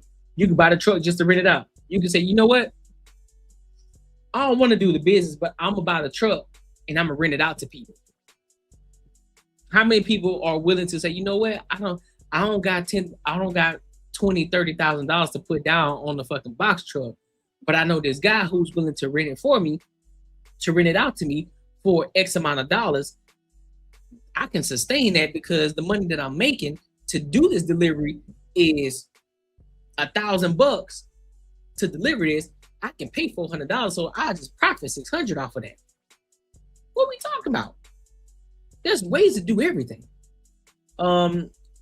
He said, dog tie, I knew you were on those high-end products, 10-foot ceilings, babe. Which also you can do the same thing for. The statistics are ridiculous. Look at this. 53% of total shipping costs are related to the last mile. 1 mile of your shipping is most of the costs. 90% of consumers see 2 to 3 day delivery as an expectation. Yep. Because, you know, we see no magic in the world anymore. It's an $84.72 billion projected value of just the last mile delivery market. In-house delivery fleets are the most common type of last mile delivery. 42% of all companies require some help from a last mile fleet delivery. So that means, as opposed to those other businesses we showed you, your demand curve is going to go like this. Now, there are a lot of tough parts. But here's the thing, though, Bull City. I worked for a company that did remodels. I worked for a company that did remodels for, you know, people, you know, more of the lavish luxury homes. People, I'm talking about homes upward of 600 to 2 million. So I worked with those. So I used to have to go to Dog Tile all the time to get different products. Whether it was tile or whether it was grout or for whatever the case may be, to remodel these homes. So yeah, I'm very aware. Or if it was gravel, because you know in Arizona not many people have grass, so it's a whole lot of gravel, pavers and shit like that out here. So I had to get a lot of that. So yeah. Shipping and logistics and transport businesses, such as expensive trucks, so you want to be careful on leasing, such as the ability for you to have drivers that are good, although I saw Waymo go by, so in the future maybe they're autonomous. So let's say you, like me, could never drive this thing and maybe this is too expensive for you to get. Well, you can actually do a courier business too, which is basically like a version of side hustling and Ubers, but sometimes they're certified and so you can make more money doing them. There's levels to the game that usually... You know what? That might be a move. I ain't gonna hold y'all. That might be a move for me. Cause like I mentioned, I got a truck. That might be a move. That might be a move. I gotta look into that. I gotta look into it. Do some small. Start off small. Something that doesn't take away too much time from me. I can make a couple of deliveries, pick up and deliveries. Make a certain amount, and then after that, I can just grow it from there. Like I said, I do got a background in logistics and in transportation, so all right. I think we cooking here. Correlate with the size of the truck. I think this business, for a good operator, even though there's probably not huge margins, could be a really interesting business, and data seems to agree with me. Senior care centers. This one actually surprised me. I didn't realize how low of failure rate these businesses have, but I guess it makes sense for a couple different reasons. First of all, you've got government subsidies and state subsidies. So the government knows they need to take care of senior citizens, so they provide an easier way for people to do that. That's point one. The second point that's interesting is if you look at the demographics of the US today, what's happening? We're having this massive balloon of baby boomers who need somewhere to go. And increasingly, grandma doesn't live with us. They live in a center like this. We also are seeing this massive increase of Alzheimer's, dementia, or advanced care needs in these facilities, which actually increases how much money you can charge by 3 to 5x, although it's pretty sad. The other thing that's interesting is I was looking at this, and like this facility, millions of dollars to build. Like, how could you do this if you were a beginner? And then I realized, there are these small little houses where if you zone it right, you get the proper certifications and licensing depending on the state and city that you're in, you can have a senior care center that just has 1 or 2 individuals that take care of a few people that share a house. That's super interesting. In fact, I lived by one in San Diego. And the last thing is, let me tell you why I'd never do this business. That's true. Could you imagine being the person that has to kick somebody out of a senior care center just because they don't have money, but they're old and they're alone? And what are you going to do? That's why I wouldn't do this business, even though apparently it's kind of hard to fail if people need a place to live no matter what. Also, cool stat, 9.18 billion is the size of this industry in 2022. And it's growing at like 6 to 7%, which is wild. So if you have a heart of stone and you like to take care of grandma, this might be the business for you. Real estate, rental properties in particular. Andrew Carnegie famously said 90% of all millionaires got there through some form of real estate. Now, 90% of all billionaires didn't, but if you're going for your first million, rental properties are a great way to incrementally do it, also using a bunch of tax advantages. Here, let me give you a few reasons why and some of the stats on this business. One, the success rate on real estate is crazy high, 85.3% on rental properties. That means that they don't go defunct or bankrupt as often. 44 million Americans are home renters. So there's a huge captured market, and actually that market is increasing today. The other thing that's fascinating is they spend $485 billion a year on rent. Oftentimes, it's more expensive to rent than to own on a monthly basis. So you get to benefit from that. You want to break down how much you're going to make on average based on what other people make. So landlords on average make about $97,000 a year. If mom and pop landlords own multiple properties over time, you could stack a couple $100K. What's interesting is mom and pops, me and you, own something like 20.5 million rental units in the US, which means that there's a lot of opportunity. There's a proven model. There's a specific base case for this. Now, this has been documented all over the internet, so I won't go over it ad nauseum. But if you're going to play the rental property game, do you actually understand enough to put the guarantee and the cash down that you might need on a property, because they come after you if you can't pay it off. But I like real estate. Real estate is good. Real estate is a dope game to play, but don't lose your job. Don't leave your job. Because we already did some content on another person who decided to go all in on real estate, and it's hard for them to make profit. And the only income she got is her real estate, in which I think it was like $300. You know what I'm saying? So if you have a dope profit margin, then great, and you can sustain your lifestyle, do it. But if you can't sustain your lifestyle and you aren't making enough, keep that 9 to 5. Keep that 9 to 5 until your profits are 10x or 5. I would say 5x at the least, 5x what you're making at your job. And then it's like, all right, now we can make a move. The only way I can The only way not have is 4 wheels. We own 6, 9 manage 15, 13. Damn. What's High up? success business. Laundromats. Okay, you making This one's money, fascinating business. 92% success rate. I think it's probably Miss Freckles, this might be. I ain't gonna hold you, Miss Freckles. This might be the move for you. This might be the move for you. 92% success rate. A 92% success rate. You already make your own. You already make your own soaps. That's a selling point. That's a selling point. You got your own products in there. So therefore, you can sell your products. You can sell your product. Hear me out. Hear me out. Let's just say you get your laundromat, right? And everybody's doing their own thing, you know, everything's set up. But you say, you know what? I want to make some money I want to make some extra money. I want to bring some extra money into the business. So what you then do, you bring in your homemade soaps, which then you label them because they got white labels, right? They got white labels. You can put your own brand on them. You can sell that separately from the business. Like, listen, you can buy these right here. You know, you can tell them the benefits of using your soaps versus using the generic soaps or the name brand soaps and why yours is better. And to be honest with you, you can price yours maybe a little bit less or a little bit more, however you want to do it. But considering the fact that we live in a time now where everybody seems to have some type of allergic reaction, or their skin is sensitive, and boom, you're already covering that. And because you have the customer service, and because you have a way of how you operate your business that people love coming to your shit, they can wash their clothes. If you get to a point where people don't even want to wash their clothes at home, they come to your shit to wash their clothes, and then they buy your products on top of that, you're making a killing.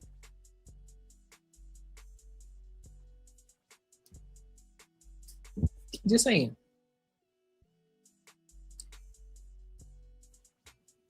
Yep, you can price them higher. Premium product deserves premium pricing. Exactly. So now you can price them higher. Listen, I see you, and then you can purchase. Of course, you're gonna buy a vending machine that you're gonna make money from too, because some people may forget their shit. They're like, oh, I forgot my laundry. I was in the rush. So now they gotta buy some shit out your vending machine. Or you can say, listen, you can buy that. Or if you have allergic skin or whatever the case may be, sensitive skin, you might want to buy Miss Freckles products. A little bit more expensive, but they smell good, keep your clothes clean. You don't got to worry about, your skin being irritated. Here you go. There's a market for every price range, 1,000%. There's a market for it. So there you go. really somewhere between 87% and 95%. And it's because these things often are cheap to start, $100,000 to $300,000. They last for a long time. The machines last for anywhere from, let's call it 5 to 20 years on average. They have repeat customers who come week after week after week. And since the number of locations is in a decline, you're actually not seeing a ton of competition spring up. The interesting part about laundromats also are you can add additional revenue streams. So you can have a vending machine on site, you can have an ATM company. And if you want to take a laundromat that on average probably taps out at mid 6 figures in revenue, you add delivery and what's called wash and fold. If you see inside, just like a DoorDash, just like a DoorDash situation. It's literally just like a DoorDash. Literally just like a DoorDash. And then if you really want to up the scale, depending on your capacity. Now listen, I want express. I need express, so I need my shit washed within 3 or 4 hours. I bet. You need express? I got you. But you're gonna have to pay premium prices for that express. What? Our typical deliveries or our typical pickups are on Sunday. I bet. And we typically have it to you within the next 48 hours. Man, I need it less than 48 hours. I bet. So therefore, you're gonna have to pay a premium price. You're gonna have to pay 2x of what you normally would pay. A lot of people, when they're in dire need, and the people who got the money, I bet I don't care. I just need that. I need it. Bet. I pick it up Sunday. I wash it. I pick it up on Sunday, and I have it back to you on Monday. Easy work. Easy work. I will try to sneak in there. The ladies fold the clothes like this. Yeah, they put it in bags same and they thing send work out too. to the neighborhood. That one bag costs you something like $30 to $50, and it costs them dollars to. And then mind you, now you got your own merch. See, that's what they ain't teach. That's if you really good at marketing, really good at your brand. Now you can sell them your laundry bags. You sell them your personal laundry bags with your brand and name on it, because they're gonna feel like, man, I love that laundry mat. I got me one of their bags. You know what I'm saying? It only cost me an extra $5 or $10. They're gonna constantly use that. So much money around the globe. Oh my gosh. So much money. I ain't gonna hold you. I be getting overwhelmed. I'm like, damn, there's so much money out here. Wash and fold. And so there's actually big margin if you can understand the logistics of that business. Also, if you want to be a total stud on how to do it, you can use a company like Sense, which is a technology company. I own part of this company, by the way, that allows you to make everything to do with laundry mats a lot easier. Owning. She said, "Is it definitely priced accordingly by the pound? I would do a deal on kids' clothes bags for a flat rate. The kiddos deserve to have their clothes clean and cared for too." I agree. Skip the line pricing for that service. Miss Freckles said, "Fuck them kids. This is business."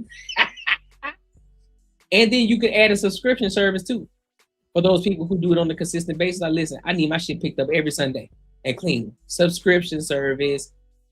But if you need it by a certain time, you just add, they just pay an extra fee. Subscription service. Subscription services are the new thing now. You got to subscribe to a lot of different shit. You got to subscribe. Subscription services are the new way to make a ton of money. Because when you think about it, a lot of people, they subscribe to shit, but then guess what happens? They forget about it. And that shit just constantly keep coming out. They even forgot about it the whole time. Especially if it's like a small amount, like $10, $20. They forget about that $20. It's constantly keep coming out. Now you get a whole bunch of people that's on a delivery service. Now you can get you a whole fleet of people that's willing to go pick up, deliver. Oh man, yeah, buddy. Laundromats isn't all sunshine and rainbows. I've owned these before. So what you really need to think about is who your customer is, because sometimes you got meth addicts outside. You also have to think about how many people are you going to have on staff. You don't make that much money in it, and you want to have a bunch of employees. So it's really nice if you can add a bunch of technology that allows you to monitor the building, to collect cash, to dispense soap without any humans around. You see what I'm saying? Is something that most new owners come in and do. And a laundromat like this definitely has that. And the last thing is, these laundromat machines are like buying a Honda Civic. They're like $10,000 to $30,000 each. So this part ain't cheap, but it's a 92% success rate, so they last for a while. Now you get to pick businesses with a high likelihood to fail or ones with a high likelihood to succeed. But it's more than you just picking winners and losers. We're here on Main Street, and like the sign says, I love a street like this in Austin, Texas, full of small businesses that decide to give their lives serving us with something. You get to walk into an ice cream shop where people are up at 5 in the morning to make you and your family a little something. And there's magic in that happens in everyday communities by humans just like you who decide to do the hard thing, which is to actually build instead of just consume. So at this channel, we are about making Main Street millionaires. You should subscribe if you want to be one, but you should also... Man, Cody better hire me. Cody better hire me, bro, as her extension as her extension of her channel, she better hire me because we talking business over here. We talking business through culture, and we tying it back to money. She better hire me. She better stop playing. I sent her an email too. Ain't gonna lie. but in all seriousness though, all you gotta do is open your eyes, right? All you gotta do is open your eyes. Look at the businesses that you go to. Look at the mom and pop stores that you go to, right? Look at how outdated a lot of their shit is. A lot of them haven't even caught up to today's modern day. So that's something that you can add value right then and there. Okay, well, damn, y'all taking cash still? I don't even think I got cash. Boom.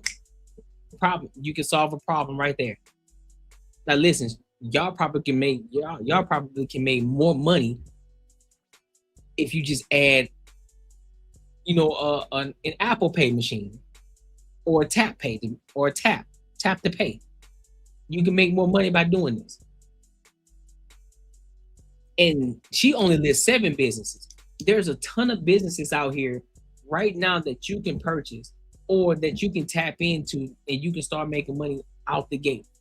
You just have to learn. You just have to know how to add value to that company to elevate. Man, listen. I got so much in play right now. I got so much that I want to do. I ain't gonna lie to y'all. I got so much I want to do, but I gotta stay level-headed. Because I ain't gonna lie, I get to a point like, oh, I can do this, I can do this, I can do that, I can do that. Oh, but I also can do this too. I can do this. Damn, that looks like it's dope. But gotta keep the main thing. YouTube, that's the main focus, right? But there are also other things that I can do that I already have a background in, which is transportation. So I'm gonna look into that. And as I showed y'all with my email, I'm already looking into businesses as well. But we're looking for absentee ownership, not something that requires me to be there. Absentee ownership, it can still operate, still cash flows without me being there, and I can still keep the 9 to 5 and be making money from multiple sources of income. That's what we focus on. It's what we are focused on. You know what I mean? Feel me? The laundry equipment distributors will finance all the equipment with a personal guarantor. Yep, that's a fact. I love counting the cash. I love counting the laundromat cash, but the payment systems are better for customer retention. Yep. Don't spread yourself thin. Write ideas down and refine those ideas. The best will stand out. And though, yeah, I'm definitely doing that. I calm down from time to time. I'll look at it. I'll get excited about it, and then I take a couple of steps back, and I'm like, you know what? That may not be it for me. Sounds good, sounds dope, but I don't think that's something that I need to do. But when you talk about transportation, right? That's something I already know. That's something that I'm already used to. So that wouldn't be a bad idea because I'm already ahead in the fact that I already got a vehicle, I got a truck. So now it just comes down to looking at what I can deliver or who I would deliver. Just doing the research in regards to what companies are looking for drivers or looking for carriers.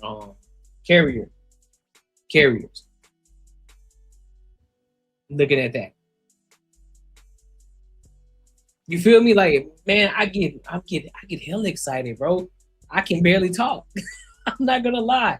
I get excited about this. That's what I'm saying. I don't understand how when this content is created and I clip these videos up, it's crazy how it doesn't do as well as the drama shit.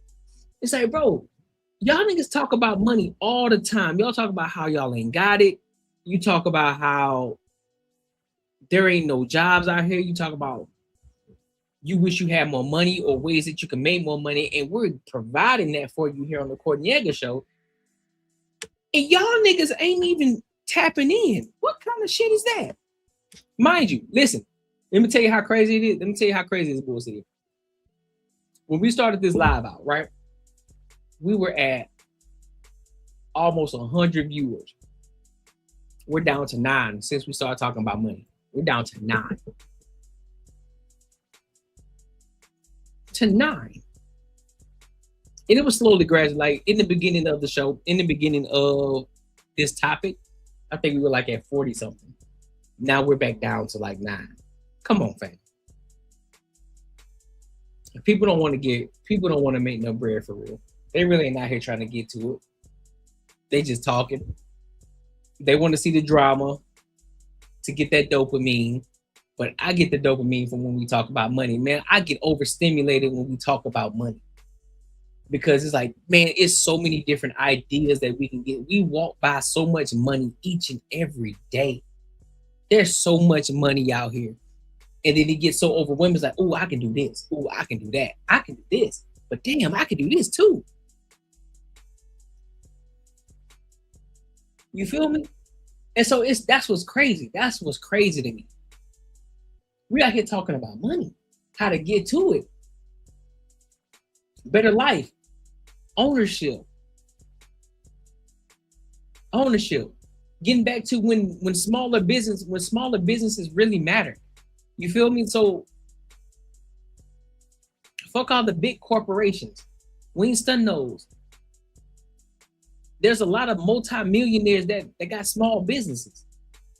They're creating a whole life. They're creating a legend. They're creating a legacy, bro. And passing it down from generation to generation. There's a new millionaire every single day. A new millionaire every single day. All it took was for somebody to just step out and realize stepping outside the matrix, like, there's a way I can make money. How can I do it? What do I know? What skills do I have? What is it that I'm already doing? And I like to use myself as an example. I got a media platform, right? Content creation. I don't call myself a YouTuber. I call myself a production manager. I have a media company. That's what I have. But I also have a background in transportation. All right, how can I use that? How can I leverage that to get me further than where I'm trying to go to? We just saw right here, transportation is a high success rate. So that tells me that one, transportation is not easily disrupted. There's a lot of business for it. And two, if I got the skills, that means, all right, cool. So I'm diving into something that I don't need to relearn. I already know it and understand it. So therefore, it'll be easier for me. And I'm already a step ahead because I got a vehicle that can get me started. All I got to do is do the research and figure out who's needing somebody to transport products. Simple. I said the only thing to talk about bullshit, but if it don't make dollars, it don't make sense. That's fact. Might have to get with Miss Freckles and create a daycare of one kid at a time. Man, listen, it's gonna be like the Leering Center.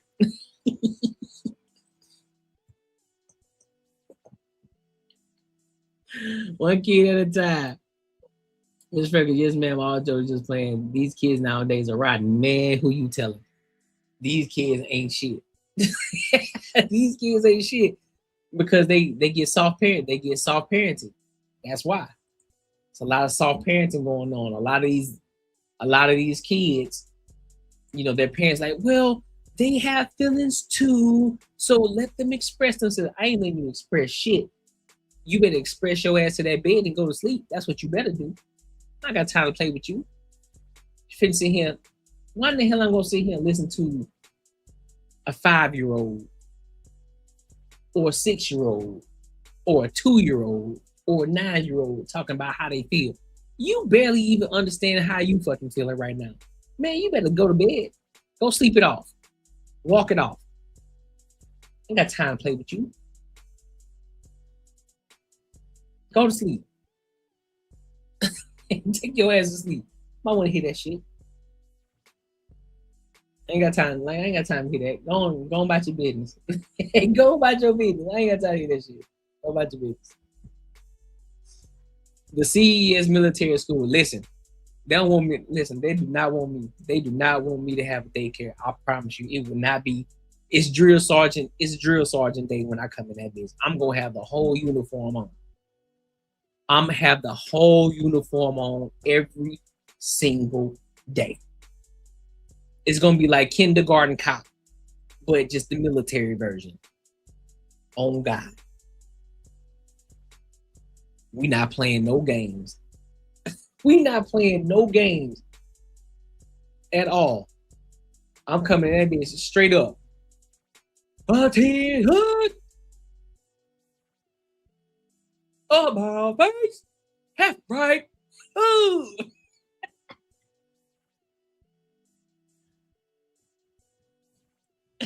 Push up position. Move. Down. Up. 1. Down. Up. 2. Down.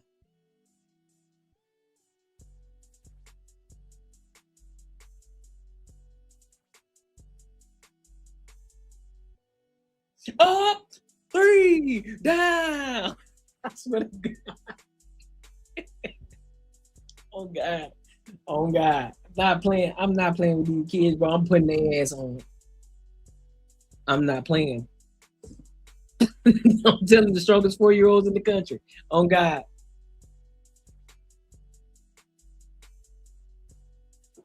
I'm talking shit to the kids. Oh, you too fat to be talking like, oh, you too fat to be talking to me like that.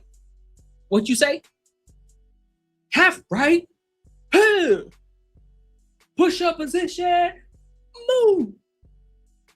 Down. Tubby. Up. Down. Tubby.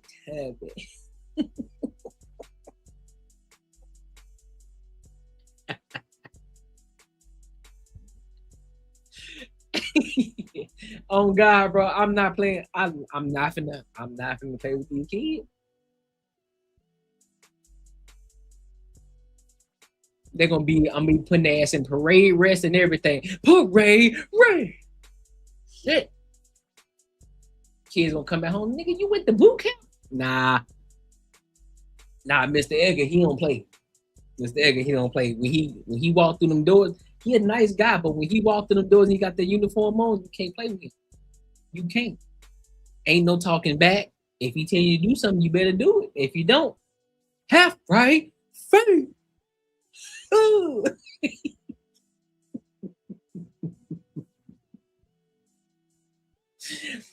But I'm telling everybody, you know what? Oh, okay. Oh, so Stanley, you want to sneak snacks in here, huh?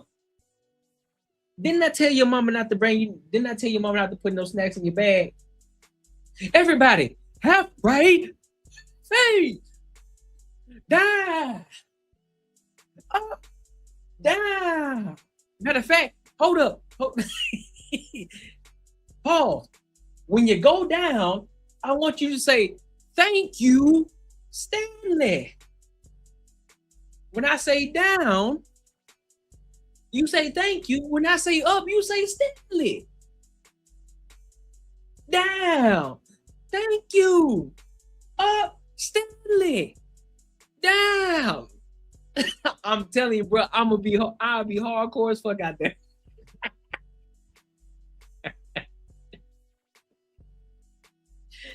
Straight crying. They need the discipline. I ain't got time. Got time to play with them. Love them. Be like, I love them to death. But you ain't finna get over on me. You lying to me. But let me read this super chat real quick though. Oh man. Shout out to my guy Bull City for supporting the channel with 20 ball. He said, "You right. I made too many jokes not to support. Respect to you, CES. I appreciate you, bro. I appreciate you, dog. I appreciate you, fam. Hold up. What I'm missing? the elementary school had me coaching 8-year-old to 11-year-old soccer. I was like, you are hurt or injured. You hurt? Get up. You injured? Off my field. On God. What you crying? What you crying for? Are you hurt? No. Are you bleeding? No. Are you dead? No. Get out of my face. Get out of my face. You come up with all that hysterical crying for. Bruh, get out of my face. I don't want to hear that. Are you bleeding? Is something broken? Ain't nothing broken? No. Are you bleeding? No. Well, why are you crying like that? Because, oh, you embarrassed that you failed in front of everybody. Get out of my face. Get out of my face. Get out of my face. The boy who cried wolf. Get out of my face. I don't want to see that. Oh God, I don't want to see that. Get out of my face. It was wild. I'm not sensitive at all. I play to win. And listen, I play to win. I'm not listening. I ain't here for all that. Well, you gotta be soft with him, man. Listen, I'm not here to be soft. You know what you smell that? What? I smell something. I smell pussy.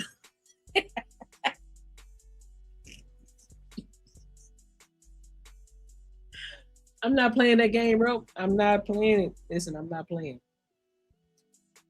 Not doing it. Not doing it. I ain't got time for these people. But listen, man, tonight was fire. Tonight was fun. In fact, I was a soccer kid kicking the other kids in the face with the ball. I was raised there. Damn, you was kicking him in the face. Damn, bully. I ain't telling him to kick him in the face with the ball. Shit, you on a whole different level right now. Shit.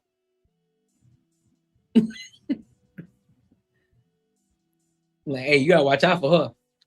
Listen. She ain't trying to kick it in the goal. She's trying to kick it to your face. You better get out the way. You better get out the way immediately. Get out the way immediately. Or you gonna feel the wrath of the soccer ball on your nose. Get out the way. Take man by ball, European style. Their face was in the way of the ball and the goal. Their face though? Their face was in the way of it. That's crazy work. What, you trying to punt that hole like a field goal? What you doing? You just out there kicking. You just out there running and kicking. You didn't care who's in your way. That's what that sounded like. You just running and kicking. Just running and kicking. That's all you was doing.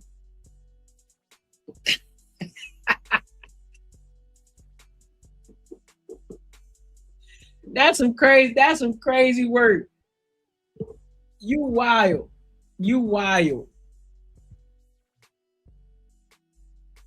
Mia Ham, yeah, I got you. Shit, you ain't playing no games. Like, you better get the fuck out of my way. If you don't want the ball in your face, I'll advise you to get out of my way. All leg power.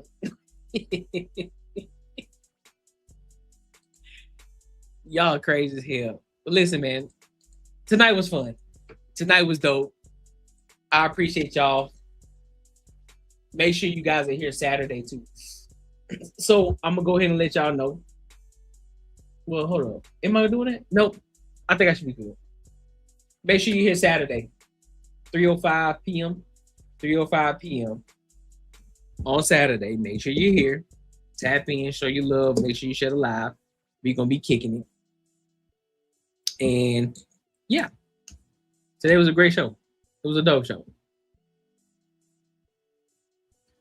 It was a dope show. Let me ask y'all a question before I go. So I got some things to do Saturday, right? Should I do a live stream on Friday and then just replay it on Saturday? Or should I just pre-record on Friday and just set it for Saturday? What y'all think? She said no wagging here, just false advertising. Oh, so you just slim Jim, huh? What y'all think? Should I go live Friday and then just replay it on Saturday? Or should I just pre-record it and post it on Saturday at that time? What y'all think?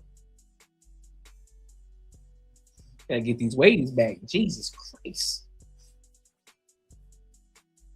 What y'all think? Let me know. Let me know before I go. I'm on vacation, so I have no preference. All right, you ain't got no preference. All right. But what would you prefer, though? Would you prefer me live, or would you prefer me actually doing a pre-recorded, though?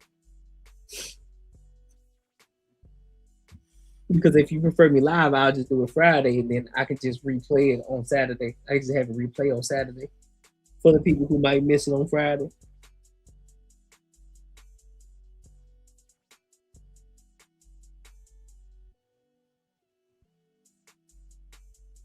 I'm not sure. Regardless, I will watch. You prefer live? Okay.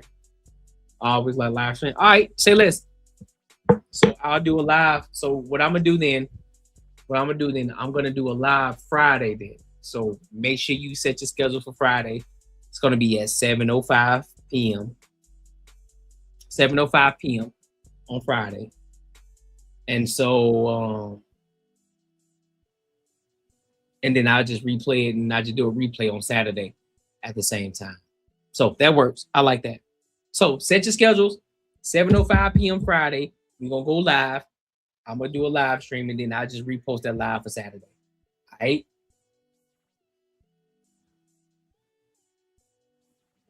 That's a bet. That's a bet.